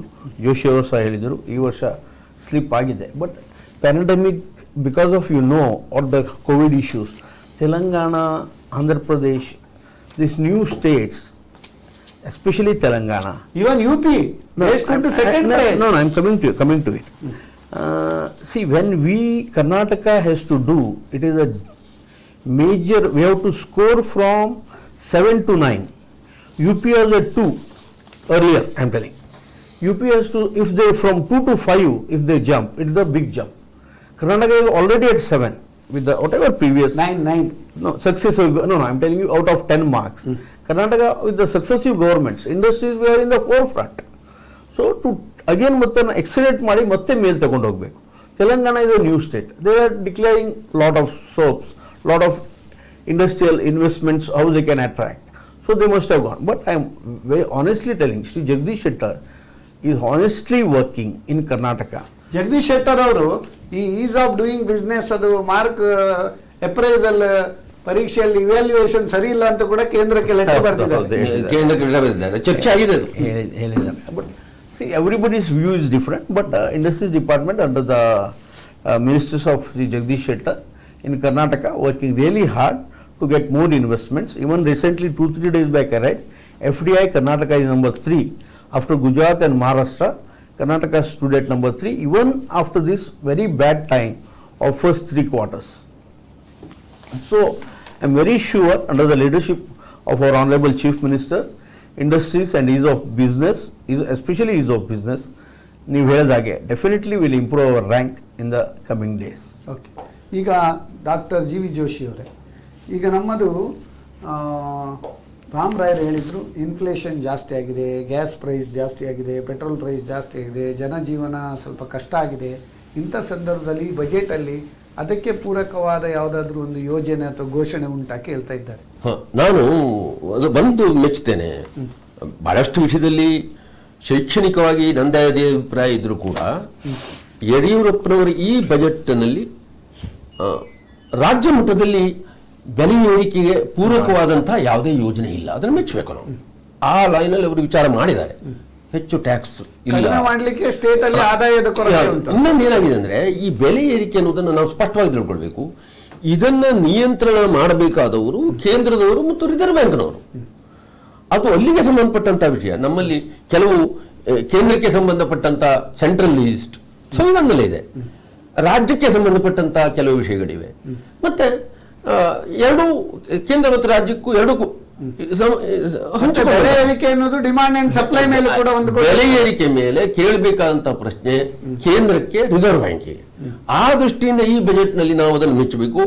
ಯಡಿಯೂರಪ್ಪನವರು ಹಾಗೆ ಬೆಲೆ ಏರಿಕೆಗೆ ಪೂರಕವಾದಂತಹ ಯಾವುದೇ ಯೋಜನೆಗಳನ್ನು ಹಾಕಿಲ್ಲ, ಟ್ಯಾಕ್ಸ್ಗಳನ್ನು ಹಾಕಿಲ್ಲ. ಅದನ್ನು ನಾವು ಮೆಚ್ಚಲೇಬೇಕು. ಇನ್ನು ಕೆಲವು ವಿಷಯದಲ್ಲಿ ಭಿನ್ನಾಭಿಪ್ರಾಯ ಇರಬಹುದು. ಈ ಸಂದರ್ಭದಲ್ಲಿ ಏನು ಸಾಧ್ಯ ಉಂಟು ಅದನ್ನು ಮಾಡಿದ್ದಾರೆ. ಅಲ್ಲಿ ಒಂದು ಹೇಳಿ ಮುಗಿಸ್ಬಿಡ್ತೇನೆ. ಇಷ್ಟೆಲ್ಲ ಮಾಡುವಾಗ ಎಲ್ಲವನ್ನೂ ಸರಿ ಮಾಡಲಿಕ್ಕೆ ಸಾಧ್ಯವಿಲ್ಲವಾದ ಕಾರಣದಿಂದಲೇ ಒಂದು ಆಗಿಬಿಟ್ಟಿದೆ. ಒಂದು ಪತ್ರಿಕೆ, ಅದನ್ನ ನಾನು ಹೇಳುವುದಿಲ್ಲ, ಅವರಿಗೆ ಪೂರಕವಾಗಿರುವಂತಹ ಪತ್ರಿಕೆ ಬರೆದುಬಿಟ್ಟಿದೆ. ಈ ಬಜೆಟ್ ಅಲ್ಪಾವಧಿಯಲ್ಲಿ ಸುಖಕಾರಿ, ದೀರ್ಘಾವಧಿಯಲ್ಲಿ ಆತಂಕಕಾರಿ. ಫಿಸ್ಕಲ್ ಡೆಫಿಸಿಟ್ ವಿತ್ತೀಯ ನಾವು ನಾರ್ಮಲಿ ಹೇಳುವುದೇನೆಂದ್ರೆ short term pain, long term gain ಅಂತ. ಹೌದು, ಇದು short term gain, long term pain ಆಗಿದೆ. ಇದ್ರ ಬಗ್ಗೆ ಮುಂದೆ ಕ್ರಮ ತೆಗೆದುಕೊಳ್ಳುವ ಅಗತ್ಯ ಇದೆ. ಆಯ್ತು, ಈಗ ಇನ್ನೊಬ್ರು ವೀಕ್ಷಕರ ಕರೆ ಉಂಟು. Hello, good morning. Good morning to the panel. Very good morning. Raj from Bombay. Ah. The question is to Mr. Pai. Ah. The question here, since it's part of the vision group for Karnataka, it's very disheartening to see the state slipping from in ease of doing business from 9 to 17, 8 steps down. So my question is, since both the government in Karnataka and in center is BJP, what is being done? Why is there is a reduction in the rating? Second thing, how we are going to arrest this? It's Karnataka is having the highest knowledge base and is a Silicon Valley of India as well for software and other technology stuff. So how are we going to arrest this downgrade, and what steps are being taken from a vision group perspective? Nice to hear you, gentlemen. I fully agree with you. I don't dispute the ease of business rating has gone down. But still, why people are coming to Karnataka? FDI, we are number 3. Tesla is looking at Karnataka. All the industries, Winston, I was recently in a Winston factory in Kolar, which is manufacturing Apple phones for Apple. 9,400 employees. Why foreign investments are coming in Karnataka? Unless there is a conducive atmosphere, why people prefer a state? So I'm not disputing ease of business ranking has gone down. But Honorable Chief Minister has already taken drastic steps to improve the bureaucracy system, the single window system. We are working on this. The whole government is working on this. So definitely Karnataka will be in the top 5 states of the country in ease of doing business also within a year. This is what I feel. Okay. ಒಂದು ನಿಮಿಷ. ಈಗ ನೀವು single window ಬಗ್ಗೆ ಹೇಳಿದ್ರಿ. ಈಗ window single ಇರ್ತದೆ, ಮತ್ತೆ ವಿಂಡೋದ ಮೇಲೆ ತುಂಬಾ ವೆಂಟಿಲೇಟರ್ಸ್ ಇರ್ತಲ್ಲ, ಅದನ್ನ ಹೇಗೆ ಸರಿ ಮಾಡೋದು? ಹೇಳಿ ಜೋಶಿ ಅವರು. ನೋಡಿ, ನಿಮ್ಮ ವಿಚಾರಕ್ಕೆ ಪೂರಕವಾಗಿ ಮತ್ತೆ ನಮ್ಮ ಸಂಪನ್ಮೂಲ ವ್ಯಕ್ತಿಗಳು ಈಗಾಗಲೇ ಹೇಳಿದ್ರಲ್ಲ, ಅವ್ರು ಹೇಳಿದ್ದಕ್ಕೆ ಪೂರಕವಾಗಿ ಮತ್ತೊಂದು ವಿಷಯ ಬಹಳ ಮಹತ್ವದ್ದು, ಇದನ್ನು ನಾವು ಪರಿಗಣಿಸಬೇಕು. 2016ರಲ್ಲಿ ಫೆಬ್ರವರಿ 3ರಂದು ಇಲ್ಲಿ ಜಾಗತಿಕ ಹೂಡಿಕೆದಾರರ ಸಮ್ಮೇಳನ ಬೆಂಗಳೂರಿನಲ್ಲಿ ಆಗಿತ್ತು. ಆಗ ಕೇಂದ್ರದಲ್ಲಿ ಹಣಕಾಸಿನ ಮಂತ್ರಿ ಆದಂಥ ಅರುಣ್ ಜೇಟ್ಲಿ ಅವರು ಬಂದಿದ್ರು. ನಮ್ಮ ಈಗಾಗಲೇ ಅವರು ಹೇಳಿದ್ರಲ್ಲ, ಬಹಳ ಮಹತ್ವದ ವಿಚಾರವನ್ನು ಹೇಳಿದ್ದಾರೆ. ಅದಕ್ಕೆ ಪೂರಕವಾಗಿ ನಾನು ಹೇಳ್ತೇನೆ ಅಂತ ಮತ್ತೊಮ್ಮೆ ಹೇಳ್ತಾ ಇದ್ದೇನೆ. ಜೇಟ್ಲಿ ಏನಂದ್ರು ಅಲ್ಲಿ ಅಂದ್ರೆ, ದೇಶ ಒಂದು ಉದಾಹರಣೆ ಹೇಳಿದ್ದು, 10% ಬೆಳವಣಿಗೆ ಹೊಂದ್ತಾ ಇದ್ದೆ ಅಂತಾದ್ರೆ 13% ಬೆಳವಣಿಗೆ ಹೊಂದುವ ಸಾಧ್ಯತೆ ಇರುವಂತಹ ರಾಜ್ಯ ಕರ್ನಾಟಕ. ಅದಕ್ಕಾಗಿ ಹೂಡಿಕೆದಾರರು ಬರ್ತಾ ಇದ್ದಾರೆ. ಅಷ್ಟು ಪ್ರಾಸ್ಪೆಕ್ಟ್ಸ್ ಇದೆ. ಅಷ್ಟಕ್ಕೆ ನಿಲ್ಲಿಲ್ಲ ಅವರು. ಇಂಗ್ಲಿಷಲ್ಲಿ ಒಂದು ಮಾತಾಡ್ಬಿಟ್ಟಿದ್ದಾರೆ ಅರುಣ್ ಜೇಟ್ಲಿ ಅವರು. Karnataka has the capacity and I think it is that capacity which we have to realise. Arun Jaitley ಅವರು ಹೇಳಿದ್ದಾರೆ, ಇದು ರಾಜ್ಯ ಬೆಳೆದರೆ ಕೇಂದ್ರಕ್ಕೆ ಅನುಕೂಲ ಅಂತ. ನಾನೀಗ ಒಂದು ಬಜೆಟ್ನಲ್ಲಿ ಎಲ್ಲಾ ವಿಷಯವನ್ನು ಗಮನಿಸಿ ಕರಾವಳಿಗೆ ಬಂದಂತ ಅನುದಾನವನ್ನು ಪರಿಗಣಿಸಿ ಬಂದು ಮಾತಾಡ್ತಾ ಇದ್ದೇನೆ. ಕರಾವಳಿ ಕರ್ನಾಟಕ ಬೆಳೆದರೆ ರಾಜ್ಯಕ್ಕೆ ಅನುಕೂಲ, ರಾಜ್ಯ ಬೆಳೆದರೆ ಕೇಂದ್ರಕ್ಕೆ ಅನುಕೂಲ. ಅದಕ್ಕೆ ಒಂದು ಪೂರಕವಾಗಿ ಒಂದು ಸುಭಾಷಿತಕಾರ ಹೇಳ್ತಾನೆ, ಏನಂದ್ರೆ ಆಕಾಶಾತ್ ಪತಿತಂ ತೋಯಂ ಯಥಾಗಚ್ಚತಿ ಸಾಗರಂ ಸರ್ವದೇವೋ ನಮಸ್ಕಾರಂ ಕೇಶವೋ ಪ್ರತಿಗಚ್ಚತಿ. ನಮ್ಮ ಇಲ್ಲಿ ಫೆಡರಲ್ ಸ್ಟ್ರಕ್ಚರ್ ಇರುವಾಗ ನಮ್ಮ ಎಲ್ಲಾ ರಾಜ್ಯಗಳು ಅಭಿವೃದ್ಧಿ ಹೊಂದಿದ್ರೆ ದೇಶದ ಪ್ರಗತಿ ಸಾಧ್ಯ ಅಂತ. ಅದೇ ರೀತಿ ರಾಜ್ಯದ ಅಭಿವೃದ್ಧಿ ಹೊಂದಬೇಕಾದ್ರೆ ದೇಶದ ನಮ್ಮ ಲೀಡರ್ ಇಂದ ಒಂದು ಡೈರೆಕ್ಷನ್ ಕೊಟ್ಟಿದ್ದಾರೆ. ಆ ಡೈರೆಕ್ಷನ್ ನಿಟ್ಟಿನಲ್ಲಿ ಉಳಿದ ಲೀಡರ್ಸ್ ಎಲ್ಲ ಕೆಲಸ ಮಾಡಿ ಅಭಿವೃದ್ಧಿ ಮಾಡ್ಲಿಕ್ಕೆ ಆಗ್ತದೆ. ರಾಜೇಶ್ ರಾವ್ ಖಂಡಿತ ಒಂದು ಒಪ್ಪಿಕೊಂಡ ವಿಚಾರ. Is of living, is of doing business ಬಗ್ಗೆ ಎಲ್ಲ ನಮ್ಮ ರಾಜ್ಯವನ್ನು ನೋಡಿದ್ರೆ ಹೈಯೆಸ್ಟ್ ಮೆಡಿಕಲ್ ಕಾಲೇಜಸ್ ಇರೋ ರಾಜ್ಯ ಇದು, ಹೈಯೆಸ್ಟ್ ಇಂಜಿನಿಯರಿಂಗ್ ಕಾಲೇಜಸ್ ಇರೋ ರಾಜ್ಯ, ಮತ್ತೆ ಹೈಯೆಸ್ಟ್ ಲಿಟ್ರಸಿ ರೇಟ್ ಇರುವಂತಹ ರಾಜ್ಯ. ನಮ್ಮ ಮಂಗಳೂರನ್ನು ನೋಡಿದ್ರೆ Mangaluru 95%, 96% highest in the India. So ನಮ್ಮ ಜಿಲ್ಲೆಯೂ ಹಾಗೆ ಮೋರ್ ದನ್ 90% ಲಿಟ್ರಸಿ ರೇಟ್ ಇದೆ. ಸೊ ಗುರುಗಳು ಹೇಳಿದಂಗೆ ನಮ್ಮ ಜಿಲ್ಲೆ, ನಮ್ಮ ಕರಾವಳಿ ಇಂಪ್ರೂವ್ ಆದ್ರೆ ರಾಜ್ಯ ಇಂಪ್ರೂವ್ ಆಗ್ತದೆ. ಮತ್ತೆ ಎಷ್ಟೋ ಜನರು ನಮ್ಮವರು ಬ್ರೈನ್ ಡ್ರೈನ್ ಆಗಿದೆ. ಎಷ್ಟೋ ಜನ ಫಾರಿನ್, ನಮ್ಮ NRI ಫಾರಂ ಇದೆ, ಗಣೇಶ್ ಕಾರ್ಣಿಕರ ನೇತೃತ್ವದಲ್ಲಿ NRI ಫಾರಂ ಬಹಳ ಕೆಲಸ ಮಾಡಿತ್ತು ಮುಂಚಿನ ಕಾಲದಲ್ಲಿ. ಸೊ ಆ NRI ಫಾರಂ ಅನ್ನು ಆಕ್ಟಿವೇಟ್ ಮಾಡಬೇಕಾಗಿದೆ. ಖಂಡಿತ ನಮ್ಮ ರಾಜ್ಯದಲ್ಲಿ ಇನ್ವೆಸ್ಟ್ಮೆಂಟ್ ಬರಬೇಕು ಅಂತ ಹೇಳಿದ್ರೆ ಈಗ ಸಾಲ ಇದೆ, ಅಭಿವೃದ್ಧಿ ಆಗ್ತಾ ಇಲ್ಲ, ಬಂಡವಾಳ ಇಲ್ಲ ಅಂತ ಹೇಳ್ತಿದ್ವಿ. NRI ಫಾರ್ಮ್ ಅನ್ನು ಸರಿಯಾಗಿ ಉಪಯೋಗ ಈವನ್ GST ಕಲೆಕ್ಷನ್ ಕೂಡ ಕರ್ನಾಟಕ ಟಾಪ್ಸ್ ನಂಬರ್ 2 ಅಲ್ಲಿ ಇದೆ ಇಂಡಿಯಾದಲ್ಲಿ. ಸೊ ಹಾಗಾಗಿ ಎಲ್ಲಾ ವಿಷಯದಲ್ಲೂ ಕರ್ನಾಟಕ ಸುಸ್ಥಿತಿಯಲ್ಲಿದೆ ಹೇಳ್ಬೋದು. ಅದ್ರ ಬಗ್ಗೆ ಡೌಟ್ ಮಾಡುವಂತ ವಿಷಯ ಇಲ್ಲ. ಆದ್ರೆ ಈ ಪೆಂಡೆಮಿಕ್ ಇರೋದ್ರಿಂದ ನಮ್ಗೆ ಸ್ವಲ್ಪ ಕೆಳಗಡೆ ಬಂದು ಅನ್ನಿಸ್ತದೆ. ಅಭಿವೃದ್ಧಿ ಪ್ರಜ್ವಲ ಭವಿಷ್ಯ ಇರುವಂತಹ ಒಂದು ರಾಜ್ಯ ಇದು ಅಂತ ಹೇಳಿ ನಮ್ಮ ಮುಖ್ಯಮಂತ್ರಿಗಳಿಗೆ ಅದು ಅರಿವಿದೆ ನೋಡಿ. ಈಗಾಗಲೇ ಹೇಳಿಕೆಗಳು ಬಂದಿವೆ. ಈಗ ಯಡಿಯೂರಪ್ಪನವರು ಒಂದು ಅಭಿಯಾನವನ್ನೇ ಪ್ರಾರಂಭಿಸಿದ್ದಾರೆ. ಅದು ಏನು ಮಾಡಬೇಕು ಅಂತಂದ್ರೆ ಈ ಅಪ್ರೂವಲ್ ಸಿಸ್ಟಮ್, ಯಾವುದೇ ಒಂದು ಉದ್ಯಮಿಗಳನ್ನು ಸ್ಟಾರ್ಟ್ ಮಾಡುವಾಗ ಸರ್ಕಾರದ ಅನುಮತಿ ಏನು ಬೇಕು, ಅದಕ್ಕೆ ಆಗುವಂತಹ ತೊಡಕುಗಳನ್ನು ತೊಂದರೆಗಳನ್ನು ಹೋಗಲಾಡಿಸುವ ಭರವಸೆ ಈಗಾಗಲೇ ಯಡಿಯೂರಪ್ಪನವರಿಂದ ಬಂದಿದೆ. ಹೀಗಾಗಿ ಯಾವುದೋ ರಾಜಕೀಯ ಕಾರಣಗಳಿಗಾಗಿ ಮಠಮಾನ್ಯರಿಗೆ, ಕೋಮುವಾದಿ ಶಕ್ತಿಗಳಿಗೆ ಪೂರಕವಾದಂತ ಗ್ರಾಂಟ್ಗಳನ್ನು ಕೊಟ್ಟಿದ್ದಾಗಲೂ ಕೂಡ ಅದು ಆ ರೀತಿ ಒತ್ತಡಕ್ಕೆ ಮಾಡಿದ್ದಾರೆ. ನೋಡಿ, there is a saying in English, lovers may live in act whereas husband and wife require solid food. ಹೌದು ನೋಡಿ, ಘೋಷಣೆ ಎಷ್ಟೇ ಮಾಡ್ಲಿ, ಈಗ ರೆವಿನ್ಯೂ ಡಿಪಾರ್ಟ್ಮೆಂಟ್ಗೆ ನೀವು ಹೋಗಿ, ರೆವಿನ್ಯೂ ಡಿಪಾರ್ಟ್ಮೆಂಟ್ಗೆ ನೀವು ಹೋದ್ರೆ ಒಂದು ಎನ್ಕಂಬ್ರೆನ್ಸ್ ಸರ್ಟಿಫಿಕೇಟ್ ತಗೊಳ್ಳಿಕ್ಕೆ ಹೋಗಿ, ಒಂದು ಕನ್ವರ್ಷನ್ ಮಾಡ್ಲಿಕ್ಕೆ ಒಂದು ಲೈಸೆನ್ಸಿಗೆ ಹೋಗಿ, ಹೌದು ಅನೇಕ ಅಡಚಣೆಗಳುಂಟು. ಕ್ಲಪ್ತೋಸ್ ಈ ಸಕಾಲ ಸ್ಕೀಮ್ ಅನ್ನು ಎಲ್ಲಾ ಕಡೆಯಲ್ಲಿ ಮಾಡಿ ಅರ್ಜೆಂಟ್ ಮಾಡ್ಬೇಕು. ಸರ್ಕಾರದ ಎಲ್ಲ ಘೋಷಣೆ ಕರೆಕ್ಟ್ ಉಂಟು, ವೇವರ್ ಸರ್ಟಿಫಿಕೇಟ್ ಅದು ಇದು, ಸ್ಟಾಂಪ್ ಡ್ಯೂಟಿ ವೇವರ್ ಎಲ್ಲ ಉಂಟು. ಹೌದು, ಎಲ್ಲ ಹೋದ ಕೂಡಲೇ ಅಲ್ಲಿ ಸರ್ಕಾರದಲ್ಲಿ ಏನಾಗಿದೆ, ಇವನ್ ಸಬ್ ರಿಜಿಸ್ಟರ್ ಆಫೀಸ್ಗೆ ಹೋದ್ರೆ ಹೇಗೆ ನಡೀತದೆ ಗೊತ್ತು ನಿಮ್ಗೆ, ಆಮೇಲೆ ರೆವಿನ್ಯೂ ಡಿಪಾರ್ಟ್ಮೆಂಟ್ ಹೇಗೆ ನಡೀತದೆ ಅಂತ ಗೊತ್ತುಂಟು. ಹೌದು, ಅದೇ ರೀತಿ ನಿಮ್ಗ RTO ಸೆಕ್ಷನ್ ಹೇಗೆ ನಡೀತಾ ಅಂತ ಗೊತ್ತುಂಟು. ಆನ್ಲೈನ್ ಮಾಡಿ ಆದಷ್ಟು ಕರಪ್ಷನ್ ಅನ್ನು ಕಮ್ಮಿ ಮಾಡಿದ್ರೆ, ಈಗ ಒಂದು ಪಾರ್ಟ್ನರ್ಶಿಪ್ ಡೀಸ್ ನಾವು ಫಾರ್ಮ್ ಮಾಡಿದ್ರೆ, ಒಂದು ರಿಜಿಸ್ಟ್ರೇಷನ್ ಹೋಗ್ಬೇಕಾದ್ರೆ ಮ್ಯಾನುವಲ್ ಹೋಗ್ಬೇಕು. ಹೌದು, ಅದರಲ್ಲಿ ಕೂಡ ಅನೇಕ ಇದುಂಟು. ಸೊ ಇಂಥ ಒಂದು ಕೆಲವು ವಿಷಯದಲ್ಲಿ ನೀವು ಅದನ್ನು ಒಂದು ಸರಿ ಮಾಡಿದ್ರೆ ಅದರಲ್ಲಿ ಯಾವುದೇ ಒಂದು ನೋಡಿ, ಇಲ್ಲೊಂದು ಇದನ್ನು ನಾವು ಮೆಚ್ಚಬೇಕು. ಬೇರೆ ವಿಮರ್ಶೆ ಮಾಡುವಾಗ ನಾವು ಯಡಿಯೂರಪ್ಪನವರ ಧೋರಣೆಗಳನ್ನು ವಿಮರ್ಶಾತ್ಮಕವಾಗಿ ನೋಡಿದ್ರು, ಕೆಲವು ಧನಾತ್ಮಕ ಒಂದು ಚಿಂತನೆ ಇದೆ. ಆ ಧನಾತ್ಮಕ ಚಿಂತನೆ ಕಾರ್ಯಗತ ಆಗಿದೆ, ಅದನ್ನು ಮೆಚ್ಚಬೇಕು ನಾವು. ಇಲ್ಲೊಂದು Awas is launched approval system ಅನ್ನ ಬಗ್ಗೆ ಹೇಳುವುದು. As a part of amended Karnataka industrial act facilitation act and will enable investors to establish business without multiple clearances for the first 3 years. ಅದೆಲ್ಲ ದೊಡ್ಡವರಿಗೆ ಸ್ವಾಮಿ, ಸಣ್ಣವ್ರದ್ದು ವಿಷಯ ಹೇಳುದು ಅಲ್ಲ. ಅಂದ್ರೆ ಆ ಪ್ರಜ್ಞೆ ಈ ಸರ್ಕಾರದ ಅನುಮತಿಗಾಗಿ ಕಾಯಬಾರದು. ಉದ್ದಿಮೆದಾರರು ಅದನ್ನ ಸುಲಭಗೊಳಿಸಬೇಕು, ಅದನ್ನು ತೆರವುಗೊಳಿಸಬೇಕು, ಅವರಿಗೆ ಬೇಕಾದ ಒಂದು ವ್ಯವಸ್ಥೆ ನಿರ್ಮಾಣ ಮಾಡಬೇಕು ಅನ್ನುವಂಥ ಪ್ರಜ್ಞೆ ಮುಖ್ಯಮಂತ್ರಿಗಳಿಗೆ ಇದೆ ಅನ್ನೋದಂತೂ ಗೊತ್ತಾಗ್ತದೆ. ಈಗ ನಮ್ಮ ಪ್ರದೀಪ್ ಜಿ ಪೈ ಅವರೇ, ಈ ಕರಾವಳಿ ಅಭಿವೃದ್ಧಿಗೆ ಅನೇಕ ಪೂರಕ ಒಂದು ಘೋಷಣೆಗಳನ್ನು ಈ ಸಾರಿ ಮಾಡಿದ್ದಾರೆ. ಯಾವುದೆಲ್ಲ ಅದು ಘೋಷಣೆ ಅಂತ ಹೇಳ್ಬೋದಾ? ಕರಾವಳಿಯಲ್ಲಿ 4,000 ಎಕರೆ ಪ್ರದೇಶದ ಅಡಿಕೆ ಬೆಳೆಗಾರರಿಗೆ ಕಾಡು ಹಳದಿ ರೋಗದ ಒಂದು ಪ್ರಾಬ್ಲಮ್ ಇತ್ತು. ಇದ್ರ ಬಗ್ಗೆ 25 ಕೋಟಿ ರೂಪಾಯಿಯಲ್ಲಿ ವೈಜ್ಞಾನಿಕ ಸಂಶೋಧನೆ ಮಾಡಲಿಕ್ಕೆ ಸರ್ಕಾರ ಚಿಂತನೆ ಮಾಡಿದೆ. ಮಂಗಳೂರಲ್ಲಿ ಉದ್ಯಮ ಅವಕಾಶ ಇರುವ ಸಮುದ್ರ ಕಳೆ ಮತ್ತು ಮೀನಿನಿಂದ ಲಭ್ಯವಾಗುವ ಬಯೋ ಆಕ್ಟಿವ್ ವಸ್ತುಗಳನ್ನು ಬಳಸಿ ಲಘು ಆಹಾರ ತಯಾರಿಕೆ ಉತ್ತೇಜನ ನೀಡುವ ಕೆಲಸವನ್ನು ಮಾಡಿದೆ.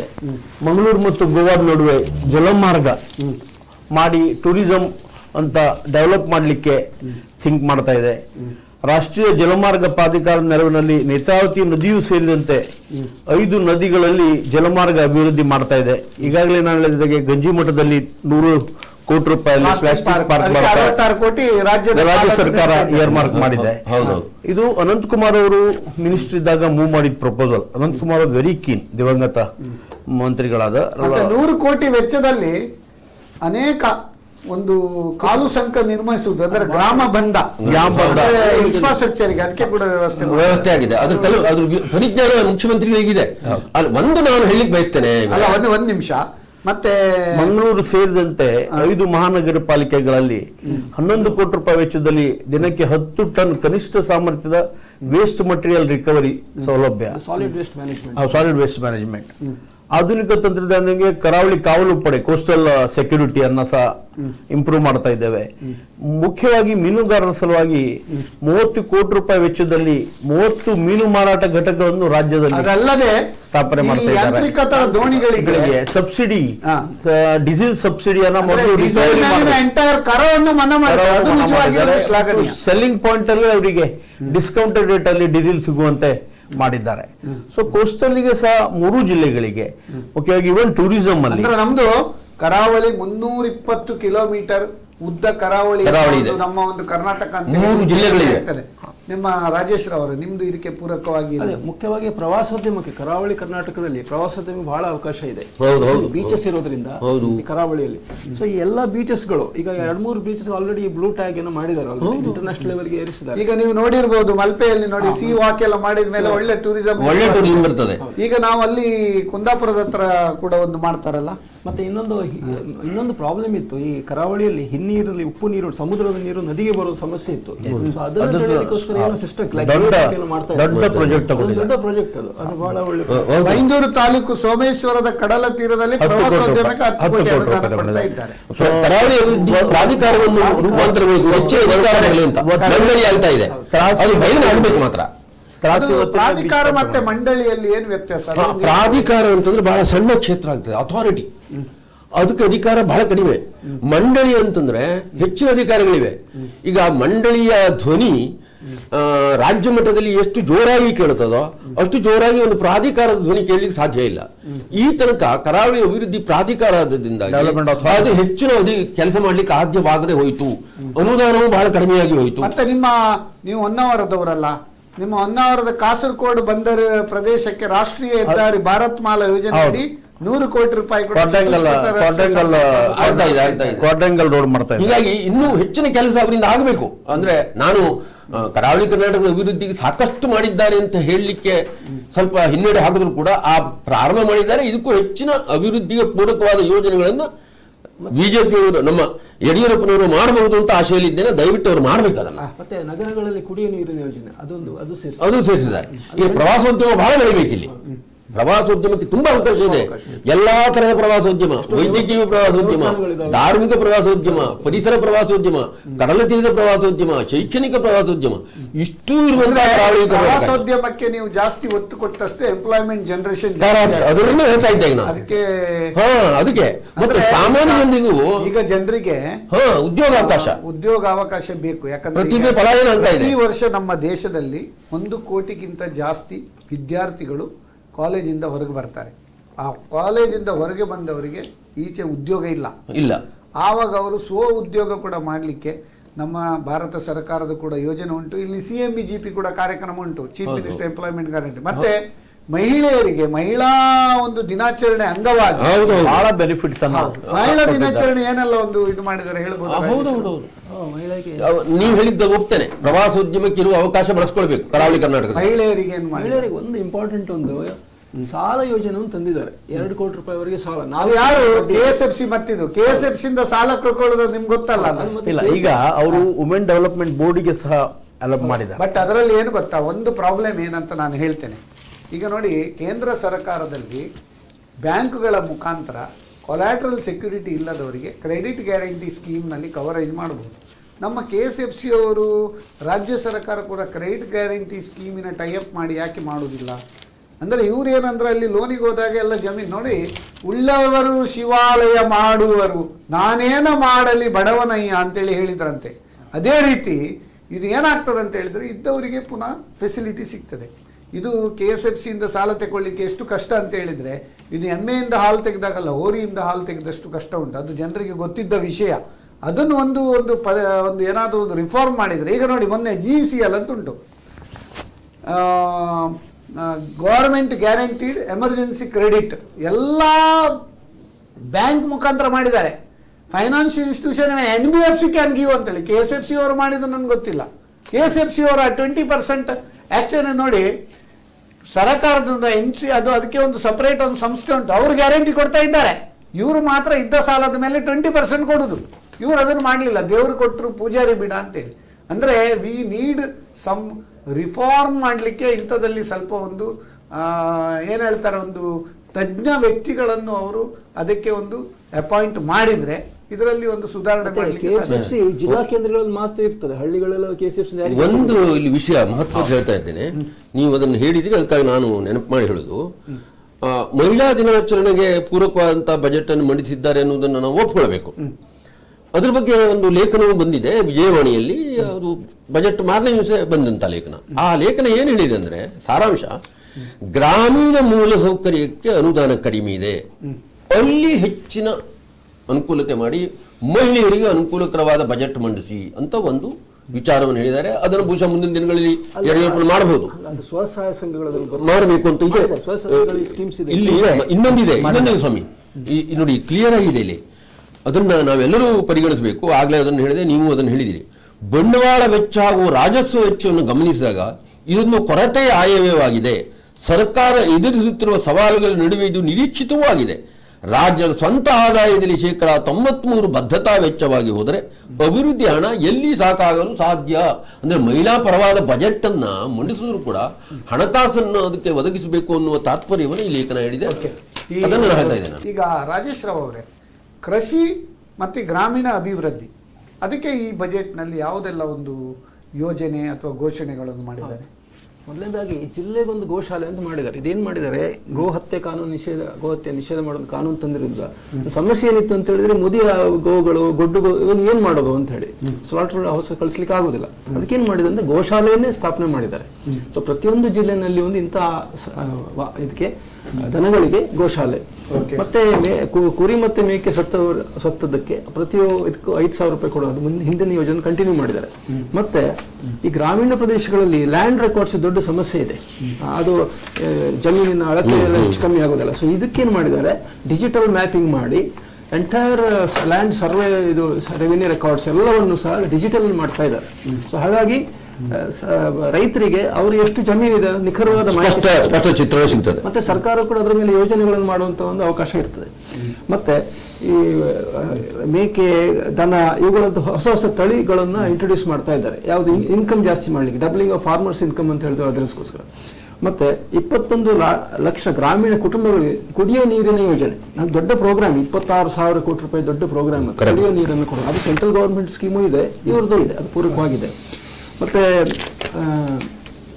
ಈ ಮಾರುಕಟ್ಟೆ ಶುಲ್ಕ, ಈ APMCಗಳಲ್ಲಿ ಮಾರುಕಟ್ಟೆ ಶುಲ್ಕ ಕಮ್ಮಿ ಮಾಡಿದೆ. 1.5% ಇದ್ದದ್ದು 0.6% ಮಾಡಿದ್ದಾರೆ. ಸೊ ಹಾಗೆ ಅಲ್ಲಿ ಸ್ವಲ್ಪ ಇನ್ಕಮ್ ಉಳಿತದೆ ರೈತರಿಗೆ ಅಂತ ಹೇಳಿ. ಮತ್ತೆ ಇನ್ನೊಂದು ಸಾವಯವ ಕೃಷಿ, ರಾಸಾಯನಿಕ ಕೃಷಿ, ಮುಕ್ತ ಕೃಷಿ. ಸೊ ಇದು ಮತ್ತೆ ಎಲ್ಲ ಕೃಷಿ, ಈ ಹಣ್ಣು ಹಂಪಲು, ತೋಟಗಾರಿಕೆ, ಅದರ ಸಂಶೋಧನೆ ಪಾರ್ಕ್ ಮಾಡಿದ್ದಾರೆ. ತೋಟಗಾರಿಕೆಗೆ ಎಕ್ಸ್ಪೋರ್ಟ್ ಮಾಡಲಿಕ್ಕೆ ಎಕ್ಸ್ಪೋರ್ಟ್ ವಲಯಗಳನ್ನು ಮಾಡಬೇಕಂತ ಹೇಳ್ತಾ ಇದ್ದಾರೆ. ಸೊ ಹಾಗೆ ಈ ಗಿಡಮೂಲಿಕೆ, ಹಣ್ಣು ಹಂಪಲು, ಸಾಂಬಾರು ಪದಾರ್ಥಗಳು, ಮುಂಚೆ ನಮ್ಮ ಭಾರತ ದೇಶ ಸಾಂಬಾರು ಪದಾರ್ಥ ಎಕ್ಸ್ಪೋರ್ಟ್ ಮಾಡಲು ನಂಬರ್ 1 ಇತ್ತು ಮುಂಚಿನ ಕಾಲದಲ್ಲಿ. ಅದಕ್ಕೆ ಕರ್ನಾಟಕ ದೊಡ್ಡ ಪಾತ್ರ ಕೊಟ್ಟಿದ್ರು ಅದಕ್ಕೆ. ಅದನ್ನೇ ಪುನಃ ರಿವೈವ್ ಮಾಡ್ತಾನೆ, ಎಕ್ಸ್ಪೋರ್ಟ್ ಝೋನ್ ಮಾಡಬೇಕು ಅದನ್ನ ಅಂತ ಹೇಳಿ. ಮತ್ತೆ ದ್ರಾಕ್ಷಿ ಬೆಳೆ ಬಹಳ ಇದೆ ಉತ್ತರ ಕರ್ನಾಟಕದಲ್ಲಿ. ಸೊ ಅದನ್ನು ಮುಂಚೆ ಅದನ್ನು ನೋಡ್ಕೊಂಡು ಮಂಡಳಿ ಇದೆ, ದ್ರಾಕ್ಷಾರಸ ಮಂಡಳಿ ಅಂತೇಳಿ. ಈಗ ದ್ರಾಕ್ಷಿಯನ್ನು ಕೂಡ ಅದನ್ನು ಸೇರಿಸಿ ದ್ರಾಕ್ಷಿ ಪ್ಲಸ್ ದ್ರಾಕ್ಷಾರಸ ಮಂಡಳಿ ಮಾಡಿದ್ದಾರೆ. ಹಾಗಾಗಿ ಅನುದಾನಗಳು, ಸರ್ಕಾರದ ಗಮನ ಎಲ್ಲ ಜಾಸ್ತಿ ಆಗ್ತದೆ ಅದರ ಬಗ್ಗೆ. ಸೊ ಅದಕ್ಕೂ ಕೂಡ ಫಾರ್ಮರ್ಸ್ ಇನ್ಕಮ್ ಜಾಸ್ತಿ ಆಗ್ತದೆ ಅದರಲ್ಲಿ. ಮತ್ತೆ ತೋಟಗಾರಿಕೆ ಉತ್ಪನ್ನಗಳಿಗೆ ಏಕರೂಪದ ಬ್ರ್ಯಾಂಡಿಂಗ್ ಮತ್ತೆ ಮಾರುಕಟ್ಟೆ ಸೌಲಭ್ಯ, ಈ ಮಾರುಕಟ್ಟೆ ಅಂತ ಹೇಳಿ, ಈ ನಾಮ್ ಅಂತೇಳಿ ಸೆಂಟ್ರಲ್ ಗವರ್ಮೆಂಟ್ ಈ ನಾಮ್ ಸ್ಕೀಮ್ ಇದೆ. ಸೊ ಅದನ್ನು ಸ್ಟೇಟ್ ನಲ್ಲಿ ಕೂಡ ಅಳವಡಿಸ್ತಾ ಇದ್ದಾರೆ. ಆನ್ಲೈನ್ ಮಾರ್ಕೆಟಿಂಗ್, ಅಗ್ರಿಕಲ್ಚರ್ ಮಾರ್ಕೆಟಿಂಗ್, ಇದೊಂದು ಒಳ್ಳೆ ಯೋಜನೆ. ಹಾಗೆ ಮತ್ತೆ ಶೀತಲ ಗೃಹ ನಿರ್ಮಾಣ, ಕೋಲ್ಡ್ ಸ್ಟೋರೇಜ್, ಮಾರ್ಕೆಟಿಂಗ್ ಬೇಕಾಗಿರುತ್ತೆ, ಪ್ರೈಸ್ ಸ್ಟೆಬಿಲೈಸೇಷನ್ಗೆ ಅದನ್ನು ಮಾಡ್ತಾ ಇದ್ದಾರೆ. ಮತ್ತೆ ದ್ವಿದಳ ಧಾನ್ಯ, ಮತ್ತೆ ಆ ಧಾನ್ಯಗಳ ಉತ್ಪಾದನೆ ಜಾಸ್ತಿ ಮಾಡುವಂಥದ್ದು. ಮತ್ತೆ ಇನ್ನೊಂದು, ಈ ಸಮುದ್ರಕ್ಕೆ ಹೋಗುವ ನೀರನ್ನು ತಡೆಗಟ್ಟಿ ಅಣೆಕಟ್ಟು, ಕಿಂಡಿ ಅಣೆಕಟ್ಟುಗಳನ್ನು ಮಾಡುವಂಥದ್ದು, ಇದೊಂದು ದೊಡ್ಡ ಯೋಜನೆ. 1,000 ಅದು ನೀರಿನ ಶೇಖರಣೆ ಆಗ್ತದೆ, ಗ್ರೌಂಡ್ ವಾಟರ್ ಲೆವೆಲ್ ಜಾಸ್ತಿ ಆಗ್ತದೆ, ಕೃಷಿ ಕೂಡ ಉಪಯೋಗ ಆಗ್ತದೆ, ಕುಡಿಯುವವರಿಗೆ ಉಪಯೋಗ ಆಗ್ತದೆ ಇದು. ಸೊ ಮತ್ತೆ ಉಗ್ರಾಣಗಳಲ್ಲಿ ಮತ್ತೆ ಎಲ್ಲ ಪ್ರಾಥಮಿಕ ಸಂಘಗಳು ಇದಾವೆ, ಪತ್ತಿನ ಸಂಘಗಳು ಅಂತ ಹೇಳಿ ಗ್ರಾಮೀಣ, ಅದೆಲ್ಲ ಡಿಜಿಟಲೀಕರಣ ಮಾಡ್ತಾ ಇದ್ದಾರೆ. ಸೊ ಗ್ರಾಮೀಣ ಅಭಿವೃದ್ಧಿಯಲ್ಲಿ ಡಿಜಿಟಲೀಕರಣದ ದೊಡ್ಡ ಪಾತ್ರ ಇದೆ ಮುಂಚೆ ನಮ್ಮ ಭಾರತದಲ್ಲಿ ಮುಂದಕ್ಕೆ. ಮತ್ತೆ ಈ ನೀರಾವರಿ ಯೋಜನೆಗಳು, ಇದೊಂದು ದೊಡ್ಡ ಯೋಜನೆ. ನಮಗೆ ಸುಮಾರು 30-40 ವರ್ಷಗಳಿಂದ ನೀರಾವರಿ ಯೋಜನೆ ನಡೀತಾ ಇರ್ತವೆ, ಅದು ಪ್ರೈಸ್ ಎಸ್ಕಲೇಷನ್ ಆಗ್ತಾನೆ ಇರ್ತದೆ. ಆದ್ರೆ ಈ ಸಲ ಏನ್ ಮಾಡಿದ್ದಾರೆ ಅವರು, ಒಂದು ಸಲಕ್ಕೆ ಇದನ್ನು ಮುಗಿಸಿಬಿಡಬೇಕು ಅಂತೇಳಿ ಕಳಸಾ ಬಂಡೂರಿ, ಭದ್ರಾದಂಡ ಯೋಜನೆ, ಕೃಷ್ಣಾ ಯೋಜನೆ, ಎಲ್ಲ ದೊಡ್ಡ ದೊಡ್ಡ ನೀರಾವರಿ ಯೋಜನೆಗಳನ್ನ ಅದನ್ನು ಮುಗಿಸಬೇಕು ಅಂತ ಒಂದು ಸಂಕಲ್ಪವನ್ನು ಮಾಡಿದ್ದಾರೆ. ಹೀಗೆ ಮತ್ತೆ ಅಲ್ಲಲ್ಲಿ ಭೂ ತರಕಾರಿ ಮಾರುಕಟ್ಟೆಗಳು, ಬ್ಯಾಡಿಗೆಯಲ್ಲಿ ಏಷ್ಯಾದಲ್ಲಿ ದೊಡ್ಡ ಮಾರ್ಕೆಟ್ ಅಂತೆ ಮೆಣಸಿನ. ಸೊ ಅದಕ್ಕೋಸ್ಕರ ಕೂಡ ಅದರಲ್ಲೊಂದು ವಿಶೇಷ ಕ್ವಾಲಿಟಿ ಟೆಸ್ಟಿಂಗ್, ಗ್ರೇಡಿಂಗ್ ಇದಕ್ಕೊಂದು ಘಟಕ ಸ್ಥಾಪನೆ ಮಾಡಬೇಕು ಅಂತ ಹೇಳಿ. ಸೊ ಎಲ್ಲದರ ದೃಷ್ಟಿಯಿಂದ ಮತ್ತೆ ಇನ್ನೊಂದು ಕೃಷಿ ಉತ್ಪನ್ನ ಅಡಮಾನ ಸಾಲ ಅಂತ ಇದೆ, ಪ್ರೊಡ್ಯೂಸ್ ಲೋನ್ ಅಂತ ಹೇಳ್ತೀವಿ ನಾವು ಬ್ಯಾಂಕ್ ನಲ್ಲಿ. ಸೊಸೈಟಿಗಳು ಬೇರೆ ವೆಜ್ ಲೋನ್ಸ್ ಅದು 6 ತಿಂಗಳ ಮಟ್ಟಿಗೆ ಲೋನ್ ಕೊಡುವಂಥದ್ದು ಅದು ಇದೆ. ಸೊ ಅದಕ್ಕೆ 4% ಬಡ್ಡಿ ರಿಯಾಯಿತಿಯನ್ನು ಕೊಟ್ಟಿದ್ದಾರೆ. ಸೊ ಹಾಗಾಗಿ ಇಂಟ್ರೆಸ್ಟ್ ಸಬ್ವೆನ್ಷನ್, ಹಾಗಾಗಿ ಇಂಡೈರೆಕ್ಟ್ಲಿ ರೈತರ ಉತ್ಪನ್ನವೂ ಜಾಸ್ತಿ ಮಾಡಲಿಕ್ಕೆ ಪ್ರಯತ್ನ ಮಾಡ್ತಾ ಇದ್ರೆ, ಉತ್ಪತ್ತಿಯನ್ನು ಜಾಸ್ತಿ ಮಾಡಿ. ನಮ್ಮ ಈ ಪ್ಯಾಂಡಮಿಕ್ ಸಂದರ್ಭದಲ್ಲಿ ಜೋಶಿ ಅವರೇ, ನಮ್ಮ ಎಲ್ಲಾ ಸೆಕ್ಟರ್ಸ್ ನೆಗೆಟಿವ್ ಗ್ರೋತ್ ಇರುವಾಗ ಕೃಷಿ ವಲಯ 3.5% ಗ್ರೋತ್ ಅಂತ ಹೇಳಬಹುದು. ಇದು ಬಹಳ ಮಹತ್ವದ ವಿಷಯ. ಮತ್ತೊಂದು ನೀವೇ ನೋಡಿರ್ಬೋದು, ಅದು ಪರಿಸ್ಥಿತಿಯೇ ಒತ್ತಡಕ್ಕಾಗಿ ಬಂದದ್ದು. ಅದನ್ನು ಅನುಸರಿಸಿ ನಮ್ಮ ಮಾನ್ಯ ಮುಖ್ಯಮಂತ್ರಿಗಳು ಏನ್ ಮಾಡಿದ್ದಾರೆ ಅಂದ್ರೆ, ಸಣ್ಣ ಮತ್ತು ಅತಿ ಸಣ್ಣ ರೈತರಿಗೆ ಸ್ಪೆಸಿಫಿಕ್ ಆಗಿ ಹೇಳಿದ್ದಾರೆ, ಸಮಗ್ರ ಕೃಷಿಯನ್ನ ತರಬೇಕು. ಆ ಸಮಗ್ರ ಕೃಷಿ ಯೋಜನೆ ಹೇಗಿರುತ್ತದೆ ನಾನು ತಿಳ್ಕೊಂಡಾಗೆ, ಸಣ್ಣ ಮತ್ತು ಅತಿ ಸಣ್ಣ ರೈತರು ದೊಡ್ಡ ಸಂಖ್ಯೆಯಲ್ಲಿದ್ದಾರೆ ಕರ್ನಾಟಕದಲ್ಲಿ. ಅದಕ್ಕೆ ಪೂರಕವಾಗಿಯೇ ಒಂದು ಯೋಜನೆಯನ್ನು ನಾವು ಮುಂದೆ ಮಾಡಲಿಕ್ಕಿದ್ದೇವೆ ಅನ್ನೋ ಬಜೆಟ್ನಲ್ಲಿ ಸಾರಿದ್ದಾರೆ. ಈ ವರ್ಷ ಕಾರಣಾಂತರದಿಂದ ಹಣ ಸ್ವಲ್ಪ ಕಡಿಮೆ ಇದ್ರೂ ಒಂದು ಪ್ರಾಸೆಸ್ ಸ್ಟಾರ್ಟ್ ಆಯ್ತು ಆಗಿದೆ. ಆ ಪ್ರಾಸೆಸ್ ಸ್ಟಾರ್ಟ್ ಆದ್ದನ್ನು ಮೆಚ್ಚಬೇಕು. ಹಾಗೆ ಹೆಚ್ಚಿನ ಸ್ಪಷ್ಟವಾಗಿ ಅವರಿಗೆ ನೆರವಾಗುವಂತಹ ಯೋಜನೆಗಳು ಬರಬೇಕು ಅನ್ನೋದು ಕೂಡ ನಮ್ಮ ಹಾರೈಕೆ. ಅದನ್ನೇ ಮಾನ್ಯ ಮುಖ್ಯಮಂತ್ರಿಗಳು ಮಾಡ್ತಾರೆ ಅನ್ನೋ ಆಸೆ. ಓಕೆ, ಈಗ ರಿಯಲ್ ಎಸ್ಟೇಟ್ ಸೆಕ್ಟರ್ಗೆ ನಮ್ಮ ಪ್ರದೀಪ್ ಪೈ ಅವರೇ ಏನೆಲ್ಲ ಕೊಡುಗೆ ಕೊಟ್ಟಿದ್ದಾರೆ? ರಿಯಲ್ ಎಸ್ಟೇಟ್ ಸೆಕ್ಟರ್ ಅಲ್ಲಿ ಮೊದಲು 30 ಲಕ್ಷ ಅಫೋರ್ಡೆಬಲ್ ಹೌಸಿಂಗ್ ಸ್ಕೀಮ್ ಅಲ್ಲಿ ಮೊದಲೇ 30 ಲಕ್ಷ ಲಿಮಿಟ್ ಇತ್ತು, ಅದನ್ನ 45 ಲಕ್ಷಕ್ಕೆ ತಗೊಂಡೋಗಿದ್ದಾರೆ. 2% ಸ್ಟಾಂಪ್ ಡ್ಯೂಟಿ 45 ಲಕ್ಷ ಅಂದ್ರೆ first time home buyers, apartment buyers. But ಅದರಲ್ಲಿ ಒಂದು ಪ್ರಾಬ್ಲಮ್ ಉಂಟೇನಂದ್ರೆ, ಈ ಕರ್ನಾಟಕದಲ್ಲಿ ಮಾತ್ರ ಇದು ಪ್ರತಿಯೊಂದು ಅಪಾರ್ಟ್ಮೆಂಟ್ ವೈಸ್ ಅದಕ್ಕೊಂದು ಗೈಡೆನ್ಸ್ ವ್ಯಾಲ್ಯೂ ಅಂತ ಫಿಕ್ಸ್ ಮಾಡಿದ್ದಾರೆ. ಅದರಲ್ಲಿ ಒಂದು ಪ್ರಾಬ್ಲಮ್ ಅಂತ ಹೇಳಿದ್ರೆ, ಅದರಲ್ಲಿ ಸ್ವಲ್ಪ ರೆಕ್ಟೇಟಿಸಮ್ ಮತ್ತೆ ಹಣದ ವಹಿವಾಟು ಜಾಸ್ತಿ ಆಗ್ತದೆ. ಕೆಲವರು ಕಂಪ್ಲೇಂಟ್ ಕೂಡ ಕೇಳಿದ್ದೇನೆ ನಾನು, ದೊಡ್ಡ ದೊಡ್ಡ ಬಿಲ್ಡರ್ ಇದು ಫ್ಲಾಟಿಗೆ ಗೈಡೆನ್ಸ್ ರೇಟ್ ಕಮ್ಮಿ ಹಾಕಿ ಕೆಲವು ಸಣ್ಣ ಸಣ್ಣ ಬಿಲ್ಡರ್ ಇದು ಫ್ಲಾಟ್ ಇದು ವ್ಯಾಲ್ಯೂ ಜಾಸ್ತಿ ಹಾಕಿದ್ದಾರೆ ಅಂತ ಹೇಳಿ. ಗೈಡೆನ್ಸ್ ವ್ಯಾಲ್ಯೂ ಸಿಸ್ಟಮ್ ಅನ್ನು ಮೊದಲು ಏರಿಯಾ ಮೇಲೆ ಇತ್ತು, ಹೌದು, ಈಗ ಅಪಾರ್ಟ್ಮೆಂಟ್ ಇದರಲ್ಲಿ ಮಾಡಿದ್ದಾರೆ. ಅದು ತುಂಬಾ ಒಂದು. ಮತ್ತೆ ಇನ್ನೊಂದಂದ್ರೆ, ಈಗ ರ್ಯಾರಾ ಈಗ ಹೆಚ್ಚಿನ ನಾನು ನೋಡಿದ್ದೇನೆ, ತುಂಬಾ ಜನ ಬರ್ತಾರೆ ನಮ್ಮ ಹತ್ರ. ಈಗ ಒಂದು ರ್ಯಾರಾ ಯಾರಿಗೆ ಅಪ್ಲಿಕೇಬಲ್? ನೀವು ಕನ್ಸ್ಟ್ರಕ್ಷನ್ ಆ್ಯಂಡ್ ಸೇಲ್ ಮಾಡೋದಂತಾದರೆ, ಅಡ್ವಾನ್ಸ್ ತಗೊಂಡು ನೀವು ಕಟ್ಟೋದಂತಾದರೆ, ನೀವು ಓನ್ ಯೂಸಿಗೆ ನೀವು ಬಿಲ್ಡಿಂಗ್ ಕಟ್ಟಿ ಆಮೇಲೆ ಏನಾದರೂ ಒಂದು ತೊಂದರೆ ಇದ್ದ ಬ್ಯಾಂಕ್ ಸಾಲ ಎಲ್ಲ ಕಟ್ಟಲಿ, ಸಾಲ ಸೇಲ್ ಮಾಡ್ಲಿಕ್ಕೆ ಹೋದಾಗ ಪುನಃ ರ್ಯಾರ ರಿಜಿಸ್ಟ್ರೇಷನ್ ಕೇಳ್ತಾರೆ. Lot of issues are there. ಇಂಥ ಎಲ್ಲ ಸಮಸ್ಯೆಯನ್ನು ನೀವು ಹೋಗಲಾಡಿಸದಿದ್ರೆ ಇದು ಈಸ್ ಆನ್ ಡೂಯಿಂಗ್ ಬಿಸ್ನೆಸ್ ದೇವರಾಣೆಗೂ ಇಂಪ್ರೂವ್ ಆಗಲಿಕ್ಕಿಲ್ಲ. Especially builders and building industry requires lot of corrections and support. They are in very bad stage. ಅಕ್ವಿಸಿಷನ್ಗೆ ಒಂದು ಇದು ಕೊಡ್ತಾ ಇದ್ದಾರೆ ಅಂದ್ರೆ, ನಿಮ್ಮ ಅದು TDR ಅದು ಕೂಡ ಒಂದು ಇಂಪ್ರೂವ್ ಮಾಡ್ತಾ ಇದ್ದಾರೆ.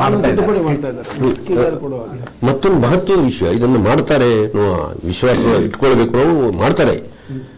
ಈ ನವೋದ್ಯಮಗಳ ನೀತಿಯನ್ನೇ ಪರಿಷ್ಕರಣೆ ಮಾಡ್ತೇವೆ. ಸ್ಟಾರ್ಟ್ಅಪ್ಸ್ ಇಡೀ ರಾಜ್ಯಕ್ಕೆ ಅನುಕೂಲಕರವಾದಂತಹ ನೀತಿ. ಅದಕ್ಕೆ ನಾನು ಅದನ್ನು ಹೇಳ್ತಾ ಇದ್ದೇನೆ. ಅಲ್ಲಿ ಸ್ಪಷ್ಟವಾಗಿ ಏನು ಹೇಳಿದ್ದಾರೆ ಅಂದ್ರೆ, ನಾವೀನ್ಯತೆಯ ಉತ್ತೇಜನ, ಹೆಚ್ಚಿನ ಉದ್ಯೋಗ ಸೃಷ್ಟಿ, ಆರ್ಥಿಕ ಬೆಳವಣಿಗೆಯ ವೇಗ ವರ್ಧನೆಯ ಉದ್ದೇಶದೊಂದಿಗೆ ಕರ್ನಾಟಕದಲ್ಲಿ ನವೋದ್ಯಮಕ್ಕೆ ಇರುವ ಪೂರಕ ವಾತಾವರಣವನ್ನು ಮತ್ತಷ್ಟು ಬಲಪಡಿಸುವುದಕ್ಕಾಗಿ ಕರ್ನಾಟಕ ಸ್ಟಾರ್ಟ್ಅಪ್ ನೀತಿಯನ್ನು ಪರಿಷ್ಕರಿಸಲಾಗುತ್ತದೆ ಎಂದು ಸಿಎಂ ತಮ್ಮ ಬಜೆಟ್ ಭಾಷಣದಲ್ಲಿ ತಿಳಿಸಿದ್ದಾರೆ. ಇದನ್ನು ಮೆಚ್ಚಬೇಕು.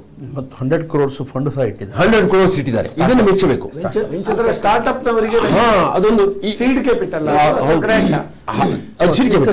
ಸೀಡ್ ಕ್ಯಾಪಿಟಲ್ ಅದು ಪ್ರಾರಂಭ ಆಯ್ತಲ್ಲ. ಯಡಿಯೂರಪ್ಪನವರು ಮಾಡ್ತಾರಲ್ಲ, ಮುಂದುವರಿಸ್ಕೊಂಡು ಹೋಗಬೇಕು, ಅದನ್ನು ಬಲಪಡಿಸಬೇಕು. ಯಾಕಂದ್ರೆ ಸ್ಟಾರ್ಟ್ಅಪ್ಗಳು ಅಂತ ಬರೇ ನಾವು ಹೇಳುವುದರಲ್ಲೇ ಮುಗಿಸಬಾರ್ದು.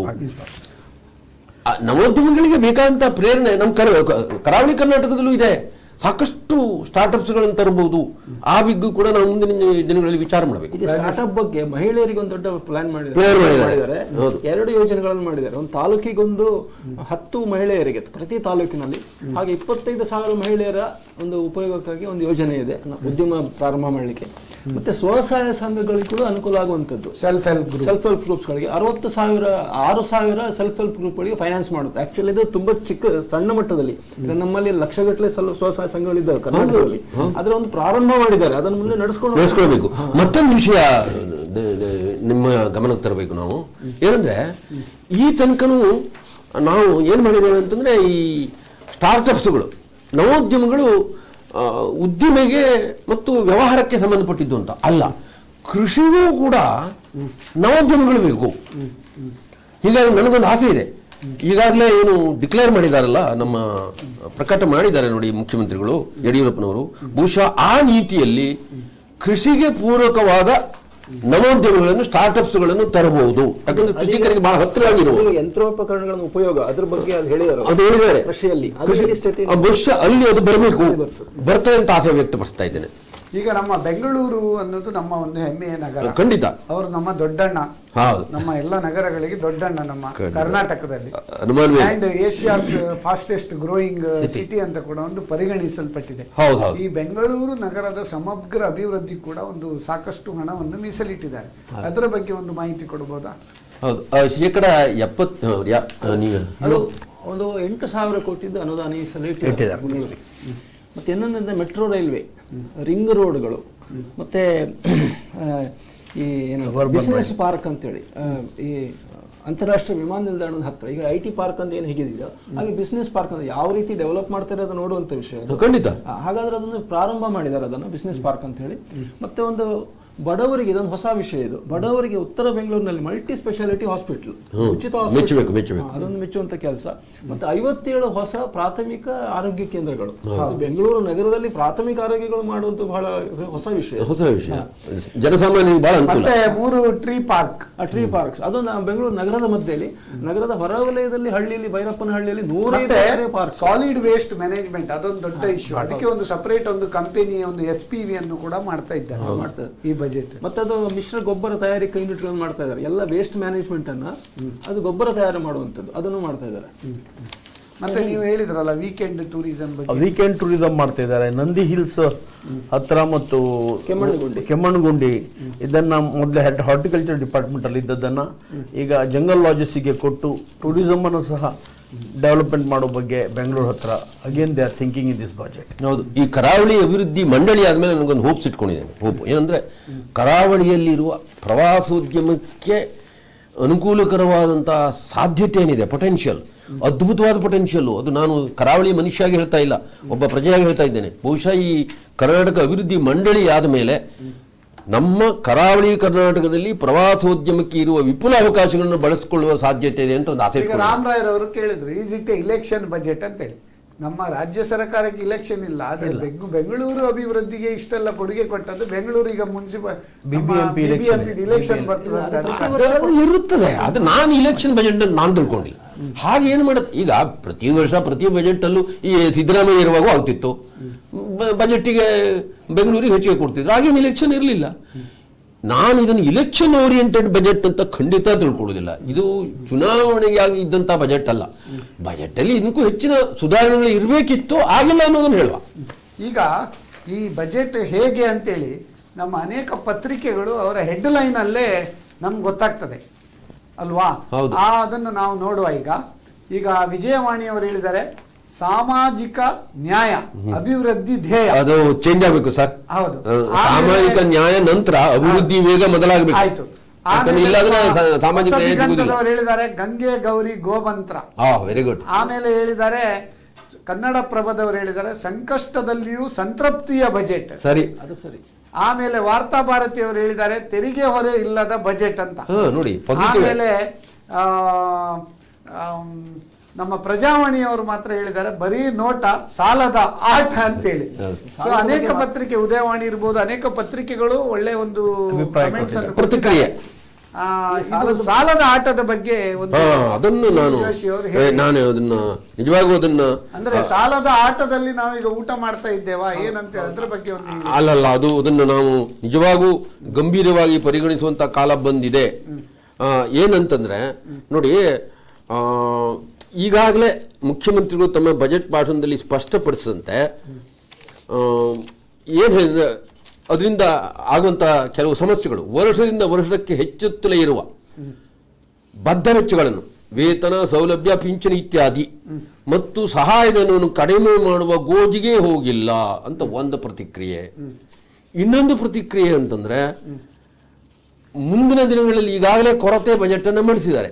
ಈಗಾಗಲೇ ನಾವು ನಮ್ಮ ಸ್ನೇಹಿತರು ಈಗ ಮೇನ್ ಇದರಲ್ಲಿ ಪ್ರಾಬ್ಲಮ್ ಏನಂದ್ರೆ ಈ ಟೋಟಲ್ ಬಜೆಟ್ ಏನಾಗಿದೆ ಅಂದ್ರೆ 21% ಅನ್ನೋದು ವೇತನ ಹಾಗೂ ಭತ್ಯೆಗೆ ಹೋಗ್ತದೆ, ಮತ್ತೆ 18% ಅನ್ನೋದು ಋಣ ಮೇಲುಸ್ತುವಾರಿ. ಹೌದು ಹೌದು, ಎಲ್ಲ ಫ್ಯಾಕ್ಟ್ಸ್ ಇದೆ.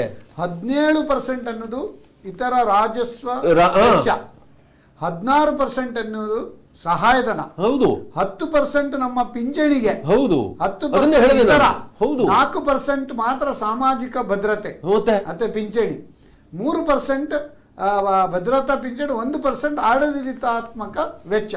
ಈ ರೀತಿ ಬಂಡವಾಳಕ್ಕೆ 17% ಮಾತ್ರ, ಉಳಿದ 83% ಅನುತ್ಪಾದಕ ಅನುತ್ಪಾದಕ ವೆಚ್ಚ. ಅದನ್ನು ನಾವು ಹೇಳ್ತಾ ಇರುವಂತದ್ದು. ಈಗ ಏನಾಗಿದೆ ಅಂದ್ರೆ ಮುಂದಿನ ದಿನಗಳಲ್ಲಾದ್ರೂ ಈ ಬಗ್ಗೆ ರಾಜ್ಯ ಸರ್ಕಾರ ಗಂಭೀರವಾಗಿ ಕೆಲಸ ಮಾಡುವ ಕಾಲ ಬಂದ್ಬಿಟ್ಟಿದೆ. ಪುನಃ ಕೇಂದ್ರ ಸರ್ಕಾರದವರು ಈಗ GST ಅಲ್ಲಿ ಕರ್ನಾಟಕ ಸೆಕೆಂಡ್ ಹೈಯೆಸ್ಟ್ ಇಂದ ಹೇಳ್ತಾರೆ. ಕೇಂದ್ರ ಸರ್ಕಾರದಿಂದ ಸಿಗಬೇಕಾದ ಸಹಾಯಧನ ಬಂದಿಲ್ಲ, 11,000 ಕೋಟಿ ಬರಬೇಕು ಅಂತ ಹೇಳಿ. ಆವಾಗ ಇವರು ಸಾಲ ಜಾಸ್ತಿ ಮಾಡ್ಲಿಕ್ಕೆ ಒಂದು ಪ್ರೊವಿಷನ್ ಕೊಟ್ರೆ ಈಗ ಇನ್ನೂ ಪ್ರಾಬ್ಲಮ್ ಅಲ್ವಾ ಅದು. ಇನ್ನು ಮುಂದಿನ ವರ್ಷದಿಂದ ನಾವು ಈಗಾಗಲೇ ಆಗ ವಿರಾಮ ಕಾಲದಲ್ಲಿ ಮಾತಾಡ್ದಂಗೆ ನಮ್ಮ ಸೇವಾ ತೆರಿಗೆ ಉಂಟಲ್ಲ GST, ಅದರಲ್ಲಿ ದೊಡ್ಡ ಬದಲಾವಣೆ ಆಗಲಿಕ್ಕಿದೆ. ಆ ಬದಲಾವಣೆ ರಾಜ್ಯಗಳಿಗೆ ಅನುಕೂಲಕರವಾದಂತಹ ಬದಲಾವಣೆ ಅಲ್ಲ. ಏನಂದ್ರೆ 5 ವರ್ಷದ ಒಳಗೆ ಹೆಚ್ಚಿನ ಏನು ಅನುದಾನವನ್ನು ಕೇಂದ್ರ ಸರ್ಕಾರ ಕೊಡ್ತಿದ್ದು ನಿಲ್ತದೆ. ಈಗ ನ್ಯೂಟ್ರಾಲಿಟಿ ರೇಟ್ ಬರ್ತದೆ, ತಾಟಸ್ಥ್ಯ ನೀತಿ ಬಂದುಬಿಡ್ತದೆ. ತಾಟಸ್ಥ್ಯ ನೀತಿ ಬಂದಾಗ ಈಗ ಏನು ಚಾಲ್ತಿಯಲ್ಲಿ ಇತ್ತು ಆ ಚಾಲ್ತಿಯ ಪ್ರಕಾರ ಕೇಂದ್ರದಿಂದ GST ಯೋಜನೆ ಪ್ರಕಾರ ರಾಜ್ಯಗಳಿಗೆ ಬರುವಂತಹ ಪ್ರಮಾಣ ನಿಂತು ಹೋಗ್ತದೆ, ಕಡಿಮೆ ಆಗುವುದಲ್ಲ, ನಿಂತೇ ಹೋಗ್ತದೆ.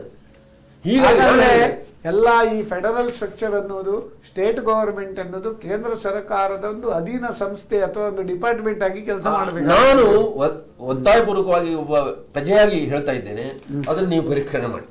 ಯಾಕಂದ್ರೆ ಈ ಕೋವಿಡ್ ನಿಂದ ಎಲ್ಲಾ ರಾಜ್ಯಗಳು ಸೋತು ಹೋಗಿವೆ. ನೀವು ಕೋವಿಡ್ ಮೊದಲೇ GST ನೀತಿಯನ್ನು ಹಿಡ್ಕೊಂಡು ಬಂದಿದ್ದೀರಿ, ಆಗ ಸರಿ. ಈಗ ಕೋವಿಡ್ ನಿಂದ ಹತಾಶರಾಗಿರುವ ರಾಜ್ಯಗಳ ಪುನಃ ಆ ಬಗ್ಗೆ ಯಾವ ರೀತಿಯಲ್ಲಿ ರಾಜ್ಯಗಳಿಗೆ ಅನುಕೂಲಕರವಾದಂತಹ ಬದಲಾವಣೆ ಮಾಡಲಿಕ್ಕೆ ಸಾಧ್ಯ ಅನ್ನೋದನ್ನು ನೋಡಬೇಕು. ಕರ್ನಾಟಕ ರಾಜ್ಯ ಕೂಡ ಆ ರಾಜ್ಯಗಳಲ್ಲಿ ಒಂದು. ಯಾಕಂದ್ರೆ ಪರಿಸ್ಥಿತಿ ಹದಗೆಟ್ಟೋಗಿದೆ, ಅಷ್ಟು ಸಾಲದ ಭಾರ ಆಗ್ಲಿಕ್ಕಿದೆ. ಈಗ ಹೆಲ್ತ್ ಸೆಕ್ಟರಿಗೆ ಬರುವ ರಾಜೇಶ್ ರಾವ್ ಅವರೇ, ಹೆಲ್ತ್ ಸೆಕ್ಟರ್ ಬಗ್ಗೆ ಏನೆಲ್ಲ ಒಂದು ಘೋಷಣೆಗಳನ್ನು ಮಾಡಿದ್ದಾರೆ? ಮುಖ್ಯವಾಗಿ ಏನಂತ ಹೇಳಿದ್ರೆ, ಈ ಜಿಲ್ಲಾ ಆಸ್ಪತ್ರೆ ಈ ಕೋವಿಡ್ ಇಂದಾಗಿ ICU ಸಮಸ್ಯೆಗಳು ಹುಟ್ಟಿದ್ದು. ಹೌದು. ಸೊ ಅದನ್ನು ಸಾಲ್ವ್ ಮಾಡ್ಲಿಕ್ಕೋಸ್ಕರ 19 ಜಿಲ್ಲಾ ಆಸ್ಪತ್ರೆಗಳಲ್ಲಿ ಹಾಗೂ 100 ತಾಲೂಕು ಆಸ್ಪತ್ರೆಗಳಲ್ಲಿ ICU 25 ಬೆಡ್ ICU ಎಲ್ಲ ಜಿಲ್ಲೆಗಳಲ್ಲಿ, ಮತ್ತು ತಾಲೂಕು ಲೆವೆಲ್ ಅಲ್ಲಿ 6 ಬೆಡ್ ICU ಅಟ್ಲೀಸ್ಟ್ ಮಾಡ್ತಾ ಇದ್ದಾರೆ. ಮತ್ತೆ ICU ಅಂತ ಹೇಳಿ, ಟೆಲಿಮೆಡಿಸಿನ್ ಅಂತ ಹೇಳಿ, ಟೆಲಿ ಆನ್ಲೈನ್ ಕನ್ಸಲ್ಟೇಷನ್ ಅಂತ ಹೇಳಿ ಅದು ಮಾಡ್ತಾ ಇದ್ದಾರೆ. ಮತ್ತೆ 250 ಪ್ರೈಮರಿ ಹೆಲ್ತ್ ಸೆಂಟರ್ ಅದನ್ನು ಕೂಡ ಅಪ್ಗ್ರೇಡ್ ಮಾಡ್ತಾ ಇದ್ದಾರೆ. ಆಮೇಲೆ ಮತ್ತೆ ಶಿವಮೊಗ್ಗ ಮತ್ತೆ ಮೈಸೂರು ಜಿಲ್ಲೆಗಳಲ್ಲಿ ಕ್ಯಾನ್ಸರ್ ಹಾಸ್ಪಿಟಲ್ಸ್ ಮಾಡ್ತಾ ಇದ್ದಾರೆ. ದಾವಣಗೆರೆಯಲ್ಲಿ ಸಹ ಹಾಗೆ ಹೃದ್ರೋಗ ವಿಜ್ಞಾನ ಕೇಂದ್ರ ಅಂತ ಹೇಳಿ ಹಾರ್ಟ್ ಹಾಸ್ಪಿಟಲ್, ಮತ್ತೆ ಮಹಿಳೆಯರಲ್ಲಿ ಕ್ಯಾನ್ಸರ್ ರೋಗ ಪತ್ತೆ ಮಾಡಲಿಕ್ಕೆ ಸಂಚಾರಿ ಪ್ರಯೋಗ ಆಲಯಗಳು, ಲ್ಯಾಬ್ಗಳು, ಮತ್ತೆ ನಿಮ್ಯಾನ್ಸ್. ಈಗ ನಿಮ್ಯಾನ್ಸ್ ಬೆಂಗಳೂರಿನಲ್ಲಿ ನಿಮ್ಯಾನ್ಸ್ ಆಗಿದೆ, ಧಾರವಾಡದಲ್ಲಿ ಕೂಡ ಡಿಮ್ಯಾನ್ಸ್ ಅಂತ ಮಾಡಿ ಅದನ್ನು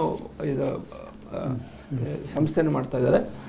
ಮತ್ತೆ ತುರ್ತು ಚಿಕಿತ್ಸಾ ವಿಭಾಗ ಬೆಂಗಳೂರು, ಮೈಸೂರು, ಬಳ್ಳಾರಿ ಮತ್ತೆ ಹುಬ್ಬಳ್ಳಿಯಲ್ಲಿ ಎಮರ್ಜೆನ್ಸಿ ವಾರ್ಡ್ಸ್. ಈಗ ಇಲ್ಲಿ ದಾವಣಗೆರೆಯಲ್ಲಿ ಒಂದು 50 ಕೋಟಿ ವೆಚ್ಚದಲ್ಲಿ ಜಯದೇವ ಇನ್ಸ್ಟಿಟ್ಯೂಟ್ ಆಫ್ ಕಾರ್ಡಿಯಾಲಜಿ ಅದರದ್ದು ಅದರ ಭಾಗವನ್ನು ಒಂದು ಡಿಪಾರ್ಟ್ಮೆಂಟ್ ಓಪನ್ ಮಾಡ್ತಾ ಇದ್ದಾರೆ. ಜಿಲ್ಲಾ ಆಸ್ಪತ್ರೆ ಮತ್ತೆ ಇಲ್ಲಿ ಪ್ಲಾಸ್ಟಿಕ್ ಸರ್ಜರಿ ಮಾಡ್ಲಿಕ್ಕೆ ಮತ್ತೆ ಬರ್ನ್ಸ್ ಟ್ರೀಟ್ಮೆಂಟ್ ಎಲ್ಲ ಮಾಡ್ಲಿಕ್ಕೆ ಕಲಬುರಗಿಯಲ್ಲಿ ಕೂಡ ಒಂದು ಮೆಡಿಕಲ್ ಸೈನ್ಸ್ ಇನ್ಸ್ಟಿಟ್ಯೂಟ್ ಅನ್ನು ಸೆಟಪ್ ಮಾಡ್ತಾ ಇದ್ದಾರೆ. ಶಿವಮೊಗ್ಗದಲ್ಲಿ 19 ಜಿಲ್ಲಾ ಆಸ್ಪತ್ರೆಗಳಲ್ಲಿ 25 ಹಾಸಿಗೆ ಸಾಮರ್ಥ್ಯಗಳು ಹಾಗೂ 100 ತಾಲೂಕು ಆಸ್ಪತ್ರೆಗಳಲ್ಲಿ 6 ಹಾಸಿಗೆ ಸಾಮರ್ಥ್ಯಗಳು ತೀವ್ರ ನಿಗಾ ಘಟಕ ಸೌಲಭ್ಯ. ಅಷ್ಟರ ಮಟ್ಟಿಗೆ ಅದು ಆ ವೈದ್ಯಕೀಯ ಸೌಲಭ್ಯ ವಿಕೇಂದ್ರೀಕರಣಗೊಳ್ತಾ ಇದೆ. ಈಗ ನಮ್ಮ ದೇಶದ GDP ಈಗ -7.7 ಅಲ್ಲಿ ಉಂಟು. ಈಗ ಆ ಲೆಕ್ಕದಲ್ಲಿ ನಮ್ಮ ಕರ್ನಾಟಕದ 2.6% ಅಂದ್ರೆ ಕರ್ನಾಟಕದ lot for the GDP of our nation.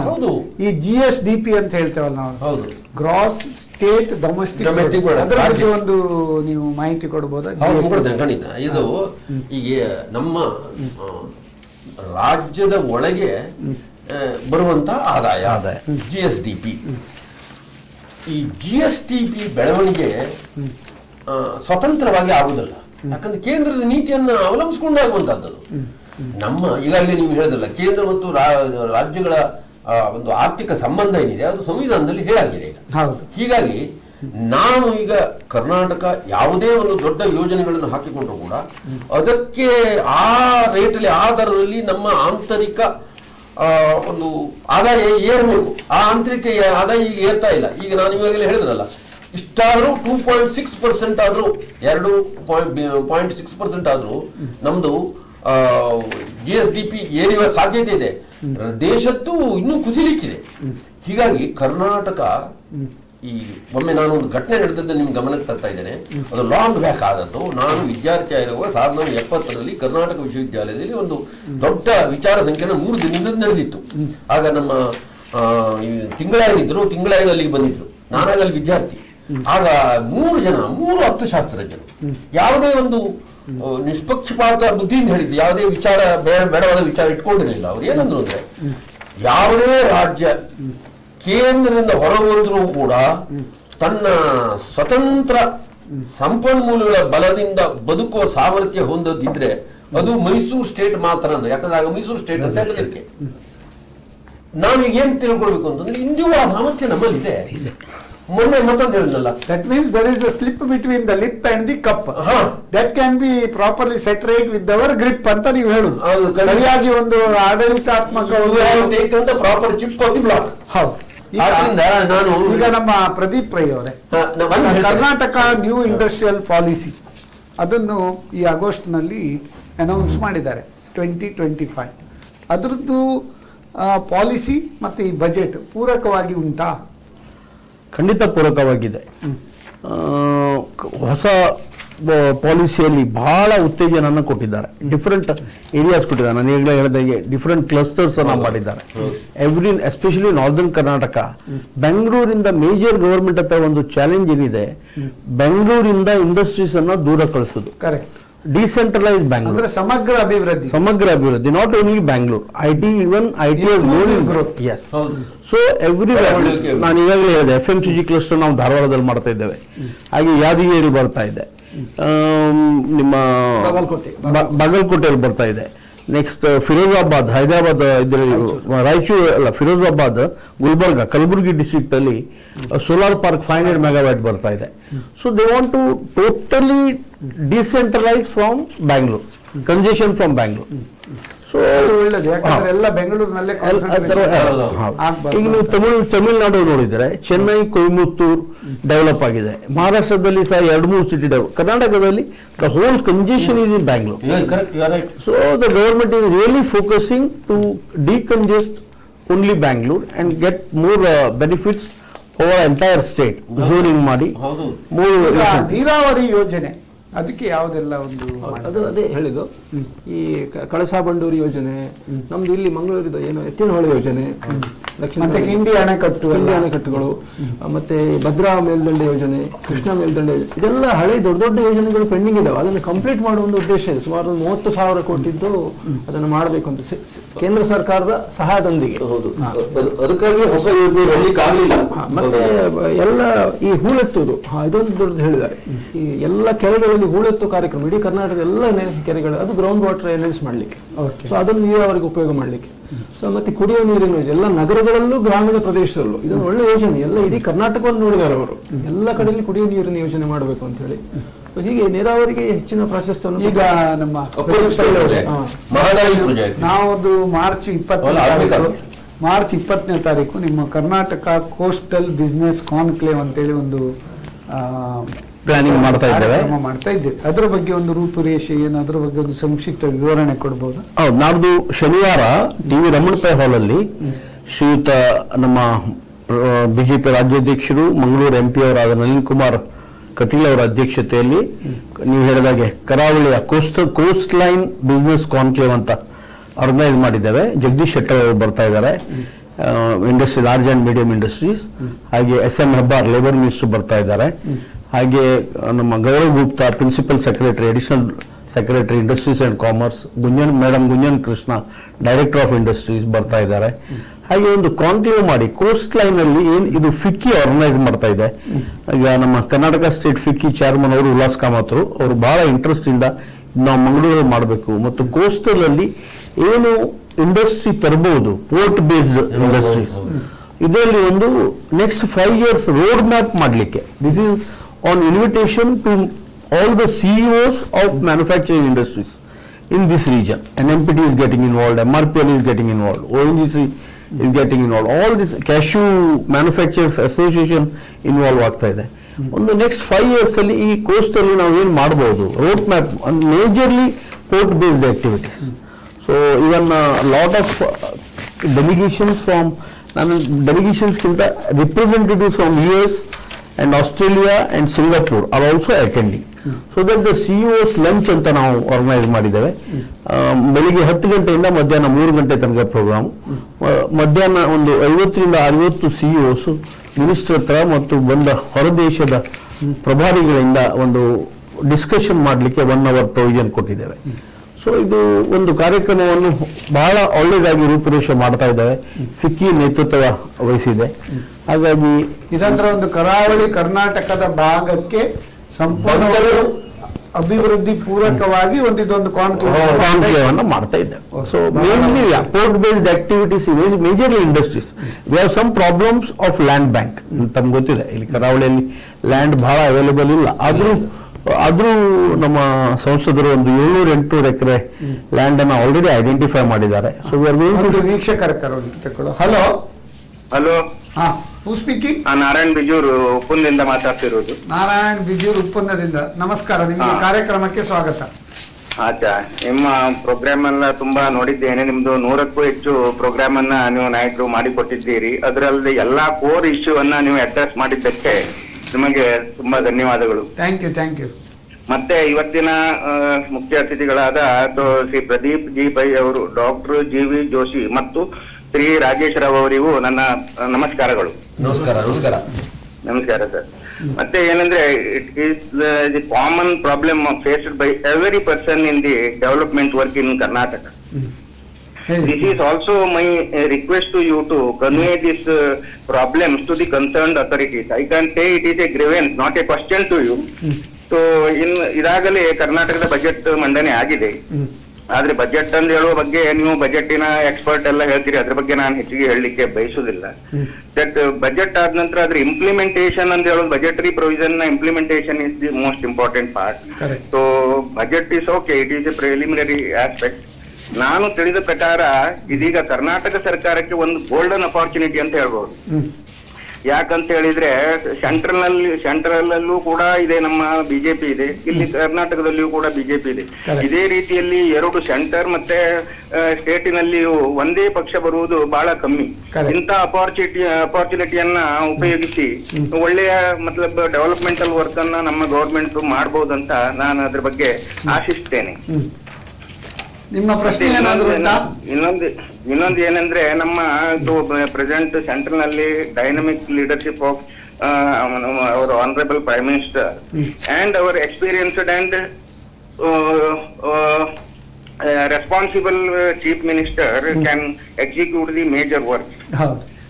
ಈಗ ನನ್ನ ಪ್ರಕಾರ ಈ ಕರ್ನಾಟಕದಲ್ಲಿ ಏನಾಗಿದೆ ಅಂದ್ರೆ, ಮೂಲತಃ ಕರ್ನಾಟಕದ ಜನರು ಬೇರೆ ಬೇರೆ ರಾಜ್ಯಗಳಲ್ಲಿ, ದೇಶಗಳಲ್ಲಿ ಹೋಗಿ ಸೆಟಲ್ ಆಗಿ ಮತ್ತೆ ಪುನಃ ತಮ್ಮ ರಾಜ್ಯಕ್ಕೆ ಹೋಗಿ ಏನಾದ್ರೂ ಡೆವಲಪ್ಮೆಂಟ್ ವರ್ಕ್ ಅನ್ನ ಮಾಡುವ, ಸೆಲ್ಫ್ ಎಂಪ್ಲಾಯ್ಮೆಂಟ್ ಜನರೇಟ್ ಮಾಡುವಂತ ಕಾರ್ಯಕ್ರಮವನ್ನ ಮಾಡುವ ಅಂತ ಪ್ರೋಗ್ರಾಮ್ ಅನ್ನ ಇಟ್ಕೊಂಡಿರ್ತಾರೆ. ಅಂತ ಸಮಯದಲ್ಲಿ ಅವರು ಫೇಸ್ ಮಾಡುವಂತ ಪ್ರಾಬ್ಲಮ್ ಅನ್ನ ನೋಡಿದ್ರೆ ಬೇಸತ್ತು ಕರ್ನಾಟಕದಲ್ಲಿ ಏನು ಮಾಡೋದು ಬೇಡ, ನಾವು ಇದ್ದ ಜಾಗವೇ ಒಳ್ಳೇದಂತ ಓಡುವ ಮನಸ್ಸು ಬಂದಿದೆ. ಯಾಕಂತೇಳಿ ಹೇಳಿದ್ರೆ, ಒಂದು ರೆಡ್ ಟೇಪಿಸಮ್, ಇನ್ನೊಂದು ಏನಂದ್ರೆ ಒಮ್ಮೆ ಲೈಸೆನ್ಸ್ ಕೊಟ್ಟ ನಂತರವೂ ಮತ್ತೆ ಪುನಃ ಆಗುವಂತ ಹ್ಯಾರಾಸ್ಮೆಂಟ್ ಅಂಡ್ ಹರ್ಡಲ್ಸ್. ಇದರಿಂದಾಗಿ ಬೇಸತ್ತು ಜನರು ಯಾರು ಸೆಲ್ಫ್ ರಿಲಯಂಟ್ ಆಗಿ ಕೆಲಸ ಮಾಡುವುದರ ಬಗ್ಗೆ ಇಂಪಾರ್ಟೆನ್ಸ್ ಅನ್ನ ಕೊಡ್ತಾ ಇಲ್ಲ. ಈ ಏನು ನಮ್ಮ ಆತ್ಮನಿರ್ಭರ ಇರ್ಬೇಕಂತ ನಮ್ಮ ಪ್ರೈಮ್ ಮಿನಿಸ್ಟರ್ ಮೂಲ ಉದ್ದೇಶ. ಮತ್ತೆ ಸೆಲ್ಫ್ ರಿಲಯಂಟ್ ಆಗ್ಬೇಕಂತೇಳಿ ಹೇಳಿದ್ರೆ is of doing business. Is of doing business ಅಂತ ಹೇಳಿದ್ರೆ cooperation from government and every people is required. ಇಲ್ಲಿ ನಮ್ಮ ಕರ್ನಾಟಕದಲ್ಲಿ ಏನಾಗಿದೆ ಅಂದ್ರೆ, ನಮ್ದು ಹಿಂದೊಂದು ಗಾದೆ ಇದೆ, ಅಂದ್ರೆ ಮಗಳು ವಿಧವೆ ಆದ್ರೂ ತೊಂದ್ರೆ ಇಲ್ಲ, ಅಳಿಯನ ಸಾವು ನೋಡ್ಬೇಕಂತ. ಅಂದ್ರೆ ಅವ್ರು ಇದನ್ನ ತಿಳಿ ಮಾಡುದು, ಅಳಿಯನ ಮೇಲೆ ಅವರಿಗೆ ಬಹಳ ಸಿಟ್ಟಿದೆ. ಅಳಿಯ ಅಂದ್ರೆ ಸಾಯುವುದರಿಂದ ತನ್ನ ಮಗಳೇ ವಿಧವೆ ಆಗ್ತದೆ ಅಂತ ಹೇಳಿ ಯಾರು ಅದರ ಬಗ್ಗೆ ಆಲೋಚನೆ ಮಾಡುವುದಿಲ್ಲ. ಇಂಥ ಸಂದರ್ಭದಲ್ಲಿ ಜನರನ್ನ ಸ್ವಲ್ಪ ತಿದ್ದು ಬಗ್ಗೆ ನಿಮ್ಮ ಮೀಡಿಯಾದ ಮುಖಾಂತರ ಇದನ್ನೆಲ್ಲ ಕನ್ವೆ ಮಾಡುವಲ್ಲಿ ಸ್ವಲ್ಪ ಸಹಾಯ ಆಗ್ತದೆ ಅಂತ ನಾನು ಭಾವಿಸ್ತೇನೆ. ಬಹಳ ಉತ್ತಮ ಒಂದು ಅಭಿಪ್ರಾಯ ವ್ಯಕ್ತಪಡಿಸಿದ್ರಿ. ನಾನೊಂದು ಹೇಳುವುದೇನೆಂದ್ರೆ, ನಮ್ಮ ಪ್ರದೀಪ್ ಪೈ ಅವರೇ, ನೀವು ಇಲ್ಲಿ ಬಿಜೆಪಿ ಇಂಡಸ್ಟ್ರೀಸ್ ಕನ್ವೀನರ್ ಸ್ಟೇಟ್ ಅಲ್ಲ, ಮುಖ್ಯವಾಗಿ ಅದಕ್ಕೆ ಒಂದು ಗ್ರೀವಿಯನ್ ಸೆಲ್ ಅಂತ ಇಡ್ಬೇಕು. ನೋಡಿ ಏನಾಗ್ತದೆ, ಯಾರಾದ್ರೂ ಒಂದು ಅವ್ರಿಗೆ ಬೇಕಾದಾಗೆ ಮಾಡಿದ್ರೆ ಅದು ಗ್ರೀವಿಯನ್ ಸೆಲ್ ಅಥವಾ ಒಂದು ಕಂಪ್ಲೇಂಟ್ ಸೆಲ್ ಹಾಕಿ ಎವ್ರಿ ಪಿರಿಯಾಡಿಕಲಿ ಒಂದು 10-15 ಡೇಸಿಗೆ ಒಮ್ಮೆ ಜಿಲ್ಲಾಧಿಕಾರಿ ಅಥವಾ ತಾಲೂಕು ಡಿಸ್ಪೋಸಲ್ ಮಾಡೋ ಕಾರ್ಯಕ್ರಮ. ನೋಡಿ ನಾಯಕರೇ, ಹಾ. ಅವರಿಗೂ ಹೇಳ್ತಾನೆ, compared in the whole state, entire state ಅಲ್ಲಿ ಕಂಪೇರ್ ಮಾಡಿದರೆ ದಕ್ಷಿಣ ಕನ್ನಡ ಮತ್ತು ಉಡುಪಿ ಜಿಲ್ಲೆಗಳಲ್ಲಿ ನಮ್ಮ ಬಿಸ್ನೆಸ್ ಬೇರೆ ಜಿಲ್ಲೆಗಳಲ್ಲಿ ಸಹ ಇದೆ. ಅದನ್ನ ಕಂಪೇರ್ ಮಾಡಿದರೆ ದಕ್ಷಿಣ ಕನ್ನಡ ಮತ್ತು ಉಡುಪಿ ಜಿಲ್ಲೆಗಳಲ್ಲಿ red tapism is minimum. I can assure you. Because I have seen in northern Karnataka, worst. When I went to Andhra Pradesh, when Rajshekar Reddy was chief minister, we wanted to set up a industry in neighboring Nelluralli. I went there for taking VAT registration. That time it was VAT. VAT registration ತಗೊಳ್ಳಿಕ್ಕೆ VAT officer ಹೇಳ್ತಾರೆ MLA ಅವರಿಗೆ meet ಮಾಡಿ ಬನ್ನಿ ಅಂತ. Honestly, see, we have seen other states. Correct. Now, ಅದನ್ನ ನೋಡುವಾಗ we are in a much better. I never say he is wrong, he is right. ಸಣ್ಣವರಿಗೆ ತೊಂದರೆ ಆಗ್ತಾ ಇದೆ, ಆದ್ರೂ ಉಡುಪಿ ಮತ್ತು ದಕ್ಷಿಣ ಕನ್ನಡ ಜಿಲ್ಲೆ ನಾನು ಹೇಳುವುದೇನಂದ್ರೆ ಏನಾದ್ರೂ ಪ್ರಾಬ್ಲಮ್ ಇದ್ರೆ it's a good idea, it's a good idea. ಅಲ್ಲ, ದಿ ಗ್ರೀವಿಯನ್ಸ್ ಸೆಲ್ ಮಾಡಿದ ನಂತರ ಅದನ್ನ ನಾವು ಸಾಲ್ವ್ ಮಾಡೋ ಟೀಮ್ ಮಾಡಬೇಕು. ಸೆಲ್ ಮಾಡಿ ಅಂದ್ರೆ not be use. Definitely will think on this, will make a public grievance cell and some responsible people from chamber of commerce, from industry, small scale industry association. Sarkar involved ಆಗಬಾರ್ದು. Work like a think tank. They will advise the government. I respect his views. ಈಗ ನೋಡಿ, ನಾವು ಈ business tonic ಅಲ್ಲಿ ಕೂಡ ಅದೇ ಕೆಲಸ ಮಾಡ್ತಾ ಇದ್ದೇವೆ. We are bridging between the government policy makers and stakeholders. You are right. See, we are bridging. Even corruption ಅಲ್ಲಿ ಏನಾಗ್ತದೆ, we are also responsible. ನಾವು ಸ್ಪೀಡ್ ಮಾಡಬೇಕಂತ ಅವರೊಂದು ಸಕಾಲಲ್ಲಿ ಒಂದು 24 ಗಂಟೆನೋ 2 ದಿನನೋ 3 ದಿನ ಹಾಕಿದ್ರೆ ನನ್ಗೆ ಇವತ್ತೇ ಬೇಕು, ಸೊ ನಾನು ಡ್ರೈವ್ ಮಾಡ್ಲಿಕ್ಕೆ ಹೋಗ್ತೇನೆ. ಸೊ ಒನ್ಸ್ ಫಾರಿನ್ ಅಲ್ಲಿ ಏನಾಗ್ತದೆ, ಇಟ್ಸ್ ಆನ್ ಕಂಪ್ಯೂಟರ್, ಈ ದಿನ ಹಾಕಬೇಕು, ಈ ದಿನ ಬರುತ್ತೆ. ಈಗ ಸಮಯ ಮುಕ್ತಾಯ ಆಗುವ ಸಂದರ್ಭ ಬಂದಿದೆ. ಈ ಕರ್ನಾಟಕ ಸ್ಟೇಟ್ ಬಜೆಟ್ ಮೊನ್ನೆ ಮಂಡನೆ ಮಾಡಿದ್ದಾರೆ ಫೆಬ್ರವರಿ 8ರಂದು. What are the hits and misses, ಅದರ ಬಗ್ಗೆ ನಿಮ್ಮ ಒಂದು ಅಭಿಪ್ರಾಯ ಹೇಳ್ಬೋದಾ ಪ್ರದೀಪ್ ಪೈ ಅವರೇ? ಜೋಶಿ ಅವರು ಹೇಳಿ, what are the hits and misses? ಇದು ಅನುಕೂಲಕರವಾದಂತ ಅಂಶ ಅಂತಂದ್ರೆ, ಸನ್ಮಾನ್ಯ ಸಂಕ್ಷಿಪ್ತವಾಗಿ ಸನ್ಮಾನ್ಯ ಮುಖ್ಯಮಂತ್ರಿಗಳು ಮಿತಿಗಳ ಮಧ್ಯದಲ್ಲಿ, ಕಷ್ಟಗಳ ಮಧ್ಯದಲ್ಲಿ ಜನರಿಗೆ ಅನುಕೂಲಕರವಾದಂತಹ ಬಜೆಟ್ ಅನ್ನು ಮಂಡಿಸುವ ಪ್ರಾಮಾಣಿಕ ಪ್ರಯತ್ನವನ್ನು ಮಾಡಿದ್ದಾರೆ. ಇದನ್ನು ನಾವು ಮೆಚ್ಚಬೇಕು. ಈಗಾಗಲೇ ಹೇಳಿದಂತೆ ಉದ್ದಿಮೆದಾರರಿಗಾಗಿರ್ಬೋದು, ಕೃಷಿಕರಿಗಾಗಿರ್ಬೋದು, ಕೃಷಿಕರಲ್ಲಿ ಸಣ್ಣ ರೈತರಿಗೆ, ಹೀಗೆ ವಿವಿಧ ರಂಗಗಳಲ್ಲಿ ಮಹಿಳೆಯರಿಗೆ ಪ್ರಾಧಾನ್ಯ ಕೊಟ್ಟು ಒಂದು ಬಜೆಟ್ ಅನ್ನ ನಮ್ಮ ರಾಜ್ಯ ಸರ್ಕಾರ ನಮಗೆ ನೀಡಿದೆ. ಮೂರನೇ ಮೆರಿಟ್ ಇದರಲ್ಲಿ ಮೆಚ್ಚಬೇಕಾದದ್ದು ಅಂತಂದ್ರೆ ಒಂದು ದೃಷ್ಟಿ ನೇರಿಕೆ. ನಾನು ಈಗಾಗಲೇ ಹೇಳಿದ್ನಲ್ಲ, ಒಂದು ವಿಷನ್, ಮುಂದಿನ ಯೋಜನೆಯೂ ಒಂದಿದೆ. ಯಾಕಂದ್ರೆ ಮೈನಸ್ ಏನಂತಂದ್ರೆ, ನಾನು ಕೇವಲ ಶೈಕ್ಷಣಿಕ ದೃಷ್ಟಿಯಿಂದ ಹೇಳ್ತೇನೆ, ಬಹುದೊಡ್ಡ ಭಾಗ ಒಂದು ಸಮೂಹಗಳಿಗೆ, ಜನಸಮೂಹಗಳಿಗೆ, ಜಾತಿಗಳಿಗೆ ಹೋಗ್ಬಿಟ್ಟಿದೆ. ಅದರಿಂದಾಗಿ ಬಜೆಟ್ ಅಂದ್ರೆ ಸಾಲ ಮಾಡಿ ಇನ್ಫ್ರಾಸ್ಟ್ರಕ್ಚರ್ ಡೆವಲಪ್ಮೆಂಟ್ ಮಾಡಿದ್ರೆ ಅಡ್ಡಿಲ್ಲ, ಈ ಸಾಲ ಮಾಡಿ ನೀವು ತುಪ್ಪ ತಿನ್ನುವ ಕೆಲಸ ಆಗಿದೆ. ಅದು ತುಪ್ಪ ಯಾರು ತಿನ್ಬೇಕು ಅವರು ತಿಂತಾ ಇಲ್ಲ, ತುಪ್ಪ ತಿಂತಾನಿದ್ದಾರೆ. ನಾನು ಹೇಳ್ತಿದ್ದೇನೆ, ಒಂದು ಶೈಕ್ಷಣಿಕ ದೃಷ್ಟಿಯಿಂದ, ಒಂದು ವಾಸ್ತವಿಕ ದೃಷ್ಟಿಯಿಂದ ಈ ಬಜೆಟ್ ಅಲ್ಲಿ ಏನಾಗ್ಬಿಟ್ಟಿದೆ, ಅದಕ್ಕಾಗಿ ಅವರು ಸಾಲ ಅಷ್ಟೊಂದು ದೊಡ್ಡ ಪ್ರಮಾಣದ ಸಾಲ ಮಾಡುವಂಗಾಯ್ತು. ಹಾಗೆ ನಾವು ಮುಂದಿನ ದಿನಗಳಲ್ಲಾದ್ರೂ ಇದನ್ನು ಅವಾಯ್ಡ್ ಮಾಡಬೇಕು. ಆಯ್ತು. ಈಗ ರಾಜೇಶ್ ರಾವ್, ನಿಮ್ಮದು ಯಾವುದು ಒಂದು ಮಿಸ್ಸಸ್ ಏನು ಅಂತ ಹೇಳಿದ್ರೆ, ಪ್ರತಿ ವರ್ಷ ನಮಗೆ ನೆರೆ ಹಾವಳಿ ಇರ್ತದೆ, ಬರ ಹಾವಳಿ ಇರ್ತದೆ, ಅದಕ್ಕೆ ಪ್ರೊವಿಷನ್ ಮಾಡ್ತಾ ಇಲ್ಲ ಯಾವುದೇ ಬಜೆಟ್ ಪ್ರತಿಷ್ಠೆ. ಚೀಫ್ ಮಿನಿಸ್ಟರ್ ಇದು ಉಂಟಲ್ಲ, ಸಾಕಾಗುದಿಲ್ಲ. ಹೋದ ವರ್ಷ ನಮಗೆ 1 ಲಕ್ಷ ಕೋಟಿ ನಷ್ಟ ಆಗಿದೆ. ನಮಗೆ ಕೇಂದ್ರ ಸರ್ಕಾರದಿಂದ ಬಂದದ್ದು 5,000-6,000 ಕೋಟಿ. ಉಳಿದದ್ದು ಎಲ್ಲಿಂದ ಬರಬೇಕು? ರಾಜ್ಯ ಸರ್ಕಾರ. ನಮ್ದು ಆತ್ಮನಿರ್ಭರ ರಾಜ್ಯ ಅಂತ ಹೇಳಲಿಕ್ಕೆ ಬಹಳ ಸಂತೋಷ ಆಗ್ತದೆ. ಕೇರಳದಲ್ಲಿ ಫ್ಲಡ್ ಸೆಸ್ ಹಾಕಿದ್ದಾರೆ ಲಾಸ್ಟ್ 2 ವರ್ಷದಿಂದ, ಫ್ಲಡ್ ಸೆಸ್ ಅಂತ. ಮತ್ತೆ ಆದಷ್ಟು ಸಾಲ ಕಮ್ಮಿ ಮಾಡಬೇಕು, ಮತ್ತೆ ಈ ತೆರಿಗೆ ಸಂಗ್ರಹ ಜಾಸ್ತಿ ಮಾಡಬೇಕು. ಈಗ ಏನಾಗ್ತದೆ, 7-8% ನಮ್ದು ಜಾಸ್ತಿ ಆಗ್ತದೆ ತೆರಿಗೆ. ಯಾವ ತೆರಿಗೆ? GST ಆಲ್ರೆಡಿ ಜಾಸ್ತಿ ವ್ಯವಸ್ಥೆ ಇಲ್ಲ. ಅದು ಹೇಗೆ ಚಿಂತನೆ ಮಾಡಬೇಕು. ಹೇಳಿದ್ರು ಬಹಳ ಸತ್ಯ ಇದೆ. ನಾವು ಈಗ ಆಯ್ತು, ನಾವು ನೆಕ್ಸ್ಟ್ ನಿಮ್ಮದು ಕೊನೆಯದಾಗಿ ಬಜೆಟ್ ಬಗ್ಗೆ ಹೇಳಿ. Overall, in the present situation, Honorable Chief Minister has taken a good step. Anything there are merits demerits. If you say there will be always some criticism for anything. ಈಗ ಏನಾದರೂ ನಮ್ದು changes ಇದ್ರೆ ಈಗ post budget memorandum ಕೂಡ ಮಾಡ್ಬೋದು. ಕೊಟ್ಟು ಮಾಡಿ ಅವರ ಮುಖಾಂತರ ಅದನ್ನ ತಕೊಂಡು Okay. ಹಾಗೆ ಮಾಡಿ ವಿ ಕ್ಯಾನ್. ಆಯ್ತು. ಈಗ ಕೊನೆಯದಾಗಿ ಒಂದು ಮಂಕುತಿಮ್ಮ ಹೇಳ್ತಾನೆ, ಬೆಚ್ಚನೆಯ ಮನೆ ಇರಲು ವೆಚ್ಚಕ್ಕೆ ಹುಣ್ಣಿರಲು, ಇಚ್ಛೆಯ ನರಿತು ನಡೆಯುವ ಸತಿ ಇರಲು, ಸ್ವರ್ಗಕ್ಕೆ ಕಿಚ್ಚುವಚ್ಚೆಂದ ಸರ್ವಜ್ಞ ಅಂತ. ಅದನ್ನು ಈ ಬಜೆಟ್ನಲ್ಲಿ ಸ್ವಲ್ಪ ನಾವು ಚೇಂಜ್ ಮಾಡುವ. ಬೆಚ್ಚನೆಯ ಮನೆ ಇರಲು, ವೆಚ್ಚಕ್ಕೆ ಆದಾಯವಿರಲು, ಇಚ್ಛೆಯನರಿತು ನಡೆವ ಸರಕಾರವಿರಲು, ಸ್ವರ್ಗಕ್ಕೆ ಕಿಚ್ಚುವಚ್ಚೆಂದ ಸರ್ವಜ್ಞ ಅಂತೇಳಿ ನಮ್ಮ ಈ ಒಂದು 2021 ಇದು ನಮ್ಮ ರಾಜ ಹುಲಿ ಅಂತ ಹೇಳ್ತೇವೆ ನಾವು. ಯಡಿಯೂರಪ್ಪರವರ ನೇತೃತ್ವದಲ್ಲಿ ಈ ಒಂದು ಕರ್ನಾಟಕ ಸ್ಟೇಟ್ ಬಜೆಟ್ ಮಂಡನೆ ಆಗಿದೆ. ಇದರಲ್ಲಿ ಅನೇಕ ಒಂದು ಉತ್ತಮ ಒಂದು ಬೆಳವಣಿಗೆ, ಒಂದು ರೋಡ್ ಮ್ಯಾಪ್, ನೀಲಿ ನಕ್ಷೆಯನ್ನು ಕೂಡ ಕೊಟ್ಟಿದ್ದಾರೆ. ನಾವು ಇವಾಗಲೇ ಅದರ ಬಗ್ಗೆ ಒಂದು ಸಮಗ್ರ ಚರ್ಚೆ ಮಾಡಿದ್ದೇವೆ. There may be some hits, there may be some missus.